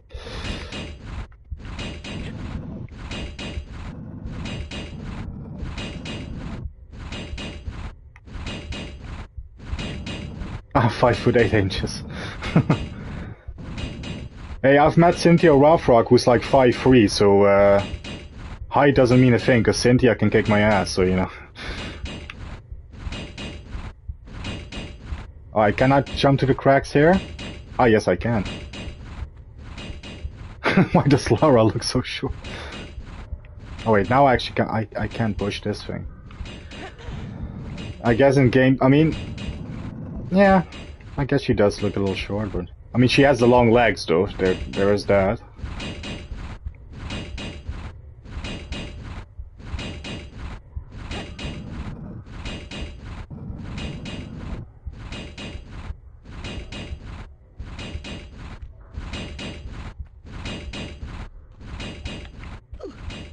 Oops.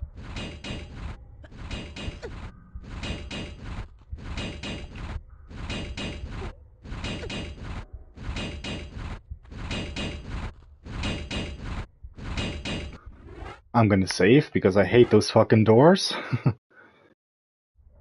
Oh yeah. Oh, and I fucked that up like I knew I would. There we go.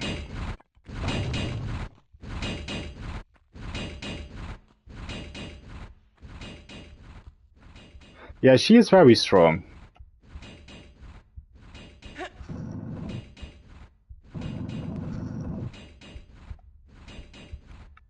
I think that was it anyway. Let's take a gander.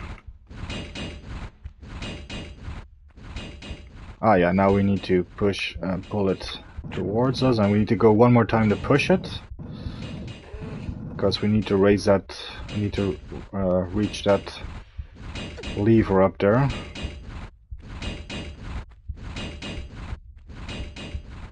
The sound of that thing actually always reminds me of the first couple of notes of like the Bond film, like dum dum dum dum dum dum. It could be just me because I'm such a massive Bond fan, but that clanking sound of the door reminds me of the Bond theme a little bit, of the first bars anyway.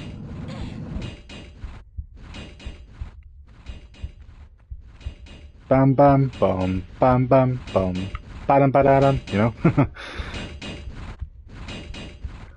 Yeah, we hit the switch. I think we save because I think there's a secret somewhere here. Oh, hang on, I'm missing comments. I'm sorry about that, guys. She's very strong for short, yeah. She's strong at moving strength, but also extremely strong for body weight strength, yeah. Especially the upper body with all the climbing and stuff, yeah.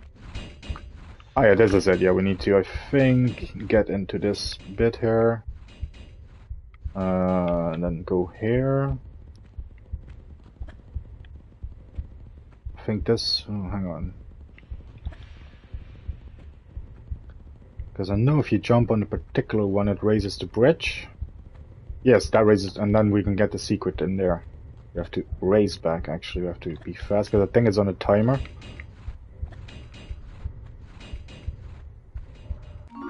There we go.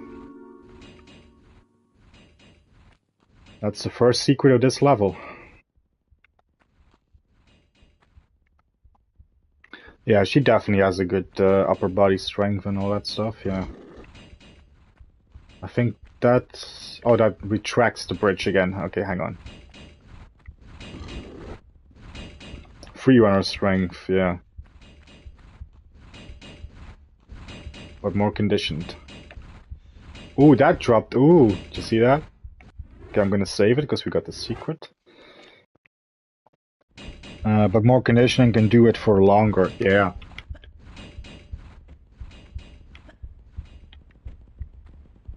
I actually never knew what those things are that shoot up, like it's yeah, it wasn't the original too.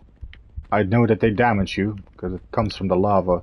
What do you call that actually, those little bubbles or whatever that come up?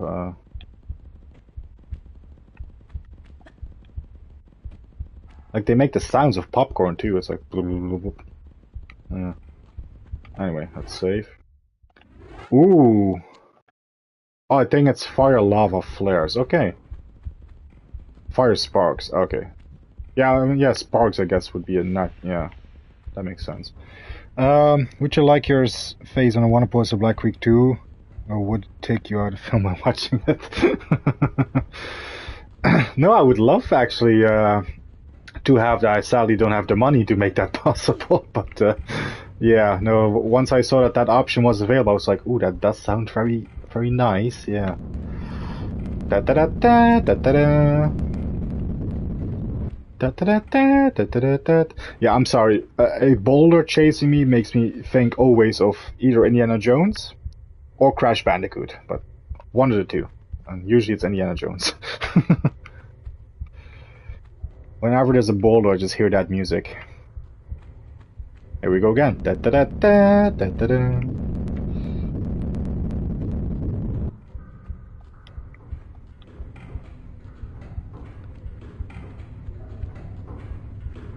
We are gonna beat this game today. Oh shit, it's midnight. Huh. What's midnight for me anyway?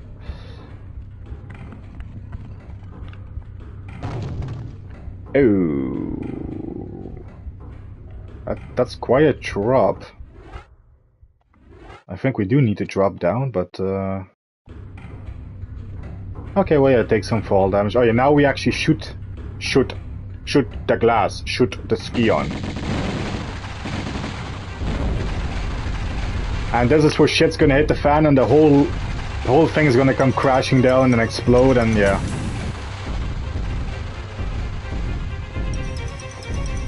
And actually, we need to escape via this way right here.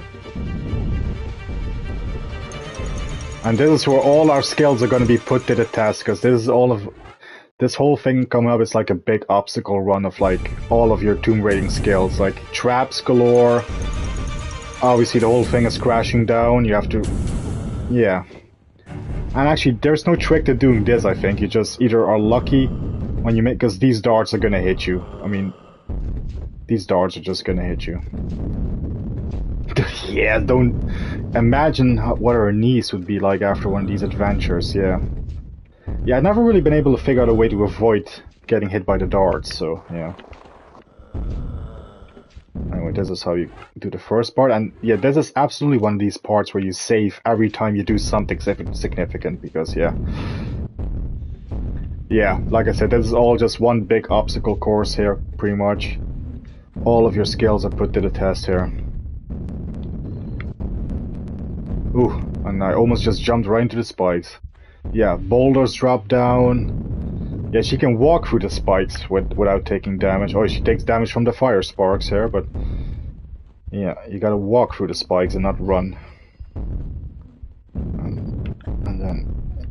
yeah, fucking floor tiles that collapse once you step on them. So yeah, this is absolutely a final level right there, because all of your skills are being put to the test. Here we got a... oh, shit. Oh, thank God. Oh, hang on, there's a secret here. We could do it, but yeah, there's a secret here, hang on. No, we gotta grab this part of the wall. Yeah, there we go. It doesn't look like you can grab it, especially not in the PS1 back, but yeah. You can grab it, yeah. And then You shimmy across to get to the secret right on the other side there, because otherwise you would not be able to get to that. Yeah, imagine the pressure on the... Those spikes look like upside down legs with no feet. It's like a horror. Yeah.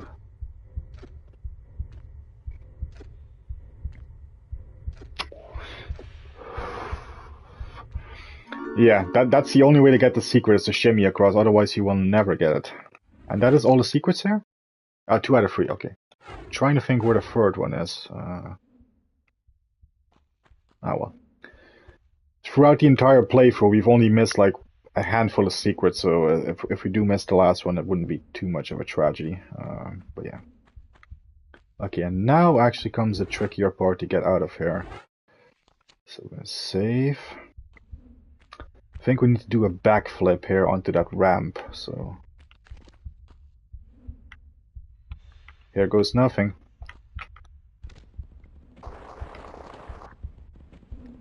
That's how you do it. And you could shimmy, but I just usually make the jump here. And this is the part on the PS1 when I played this. Yeah, this was killing me. Like timing it to get through the swing blade guillotine thingy, and timing it so you won't get hit by that boulder, which is obviously going to roll down. And of course, there's a collapsible floor here. So this was when I played this the first time. This was the most tricky part. I played this over and over and over and over again because I kept dying. So let's see what we're gonna make of it here. Okay, that wasn't too bad. But here's another boulder, so you know what's gonna happen. So we're gonna, yeah, that thing's gonna roll down here. So actually, that mat bag is almost unreachable, but you can just jump over it and still get it. It's not that we need it, because again, we have been pretty much hoarding this shit. Yeah, 35, 43, so... But I just want to, for completionist sakes, I want to show it to you guys, so... on that menu screen, the health bar is how many times you can fill it up. Yeah, that's our counter. We have 35 small med packs and 43 big med packs, and then you have the ammo counters for the weapons and stuff as well. Okay, so here's another tricky part. Ooh. There we go, and that's how you avoid, yeah, the boulder as well. Here comes the part where you have to outrun the lava. You've been rocking it, so thank you, Dave. That's appreciate the positive feedback there. Oh, gotta get that. With all those health you have. Oh shit! And I messed it up there. I should have just went for it. Hang on. Yeah, thank God I saved it here. Hang on, I don't understand the question. Would all those health you have last a long time? You don't carry it over into the next game, if that's what you mean, sadly. No. The next game you start with 0 again, you have to start from scratch. I wish you would keep it, it would carry over, but that sadly does not. I'm gonna save it again. Yeah, we don't go down, we go this way, and then we have a boulder here, which we can easily outrun. That's barely an inconvenience, but it's this part here that's more tricky. You gotta hang and then let it roll over you, and then you climb up, and I'm gonna save it again. And then remember in part 1, remember in the stream yesterday where we had the little trial in the level Palace Midas with the burners? Well, this is for real. I mean, if you're hurt and you fill it up, would it only take one or... Oh, you know what? It takes only one from the health bag. Yeah. Oh, yeah. And when you get burned, you have to get into the water, because otherwise it just keeps dealing damage. Yeah, this might be the hardest part. You gotta jump right over that. Grab that, but that's not as easy as it obviously as it looks.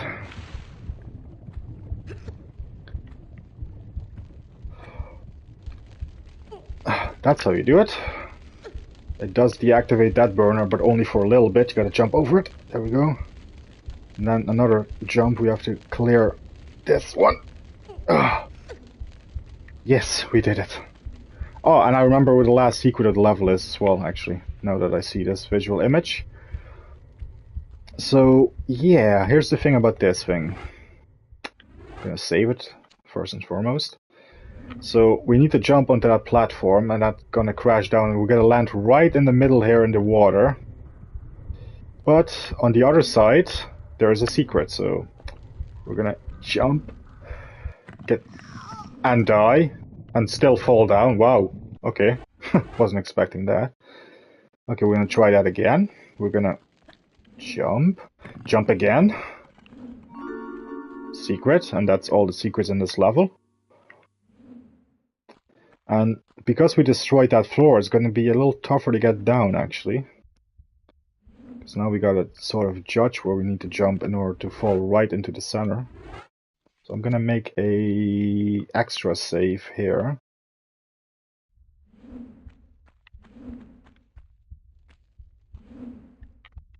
Sometimes a swan dive does it, but hang on. Let's try this. Ooh! Okay, I'm not gonna lie. That was pretty fucking cool. That was pretty fucking cool. I'm gonna turn that into a short. That's how awesome that was. And now comes the final boss fight of the game. Oh yeah, you think that big... Yeah, thing, whatever that was, earlier was the final... Oh no. That was just a prelude to the final boss fight, because obviously... Where is she? Oh, she's up. Oh, she's above me. Okay. Yeah, Natla, who fell down into the lava. There she is. She survived, and now she has wings and turned to one of these Atlantean thingies, kind of. So this is the final boss fight.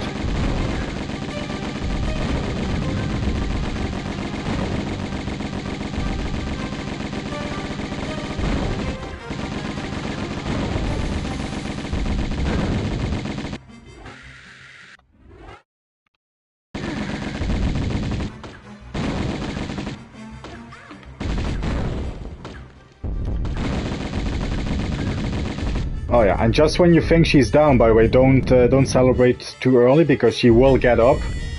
You just once you're down, or you just have to run for it. Exciting action music. You can't bump off me and my brood so easy, Yeah, Laura. she got up, so now we gotta outrun her while we do the platforming. So I'm gonna save. And I'm gonna take some health. Yeah. Yeah. You could fight her again, and then I think she stays down, but I usually just down her once and then just make a run for it. I mean, this place is gonna collapse, so she's gonna die anyway.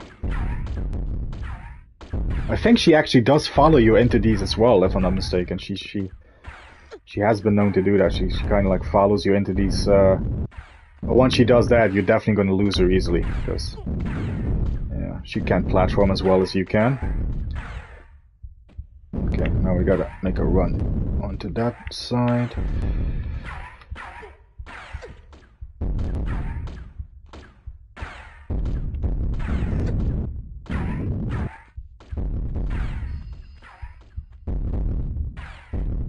Yeah, this whole place is still coming down, that's why the screen shake effect is going on, and the sound, obviously.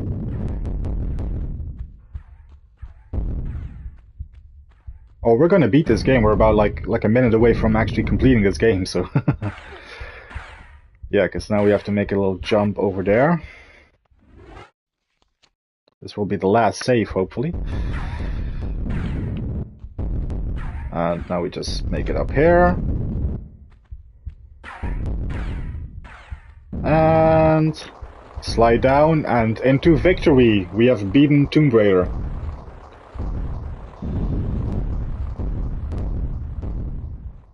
That completes the Great Pyramid, which is the final level. All secrets found. We missed a lot of pickups, but that's okay.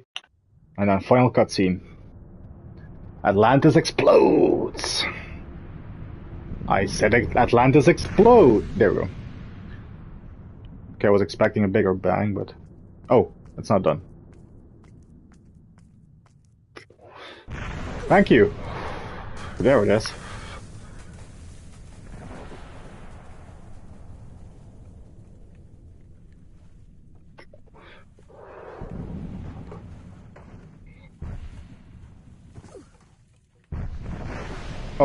There is a bigger bang, okay. So yeah, the Great Pyramid, Atlantis, gone, vanished. The artifact we spent time looking for, destroyed. So just like every adventure story, we leave with nothing, pretty much. But hey, we had a good ride, so.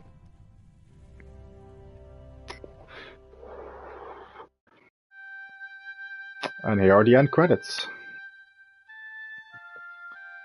For the remaster, that is. I think in the original you had some cool pictures of Lara at the side of the credits, but that has sadly been omitted for these remastered credits.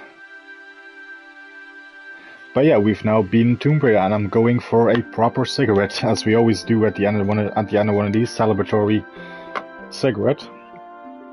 And it's a school night, so we'll be wrapping up after this. We're gonna let the credits play.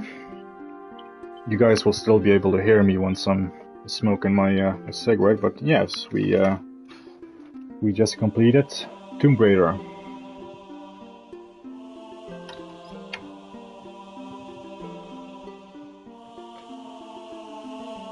Let's take in this beautiful Tomb Raider main theme music as we slowly ease our way.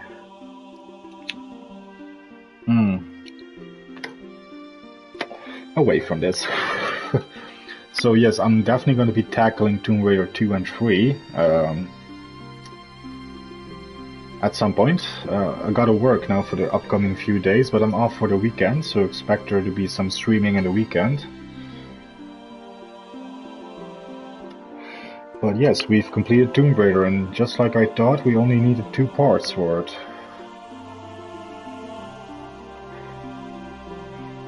And let's see, how long have we been streaming this one? It's 4 hours or something, right?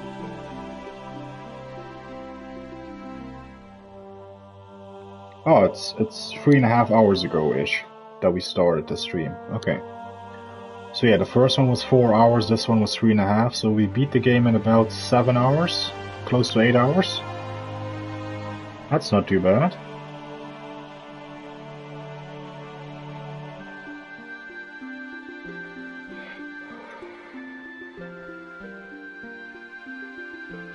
A lot of people worked on this game, obviously, on this remaster.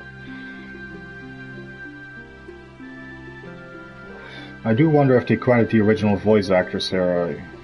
Yeah.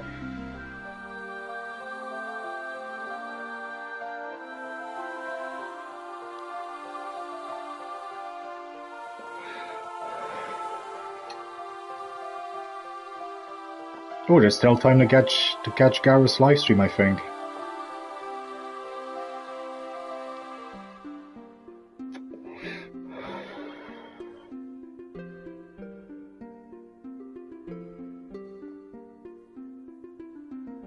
I actually never watched these remastered credits, actually, so this is a first for me as well.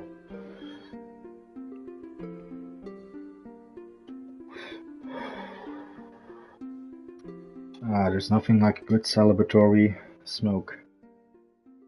Yeah, Tomb Raider 2 is gonna up the ante from the get-go pretty much. Like that final level we just played. We're gonna get a first level in Tomb Raider 2 which equals the final level in Tomb Raider 1, so Tomb Raider 2 is after the races right away actually with its level.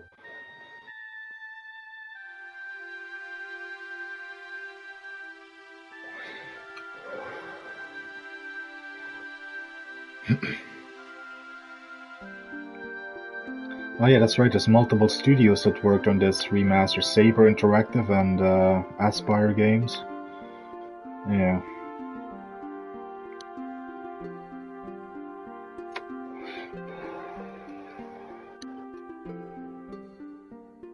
So yeah, this is still my favorite of the Tomb Raider games actually. I really love this game.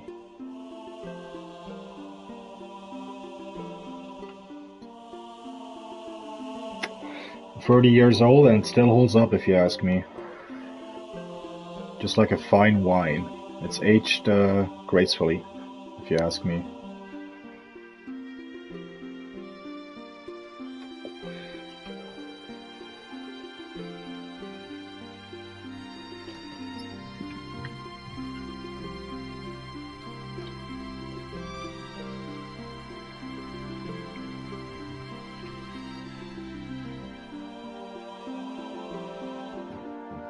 Alright, I'm coming back into frame now. Here we are. Yeah, I think these credits are gonna go on for a while, so yeah, we've seen the majority of the development team pets. Look at that, that's awesome. Thomas, Mr. Cat Turner. I love it when they dedicate the game to their pets. That's a nice touch.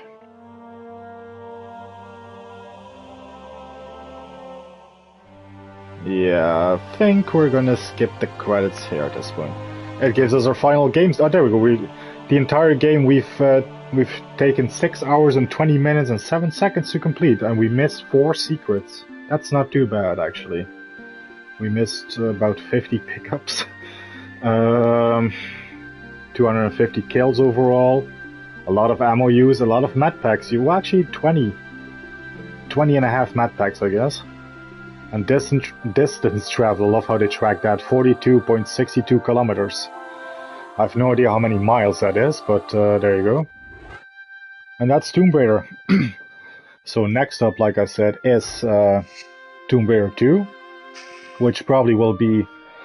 I will be starting Tomb Raider 2 in the weekend. I know there is also DLC actually for Tomb Raider 1. There's actually the unfinished business levels as well. We might do that.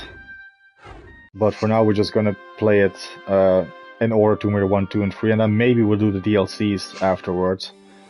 So we have Tomb Raider 2 and 3 left, and then we also have the Tomb Raider 4, 5, and 6 trilogy remastered left as well. So plenty of Tomb Raiding left, still to come. But for now, this has been Tomb Raider. This has been Jeff11 Bronson, and I hope you enjoyed my playthrough. And I just want to thank everyone who's tuned into this particular episode on the live stream. And I also want to thank everyone who hopefully is going to watch this on playback as well, of course. But I just want to thank Andy Phillips, Yam, Dave, Savoy84. Let's see what else do we have. Gareth was here for a bit earlier. Sophie was here earlier. Sean McManus was here earlier. Be Life Joy was here. Stephen Jarvis was here. And I can't scroll back any further than that, sadly. But I think I covered all the major players that were here for the chat. So I thank you all, and to all have a good night. And we'll see you for Tomb Raider 2 in the weekend. So Saturday, we will be starting our playthrough of Tomb Raider 2. Actually, I did not show this. In the menu, you can also switch back to the old graphics. So this is what the old menu looked like on the PS1. It actually goes to 4x3. Look at this, for Tomb Raider 2 it's 4x3. Yeah, so these are the old PS1 menus for the... I love how you can just switch to the old graphics at the push of a button, even in the menus, which is so awesome. Anyway, I bid you all a great night. Stay safe out there, and I'll see you soon. So have a good one, and thanks once again to everyone who watched live, and hopefully will watch on the playback. And with that, we are out of here. Goodbye, everyone.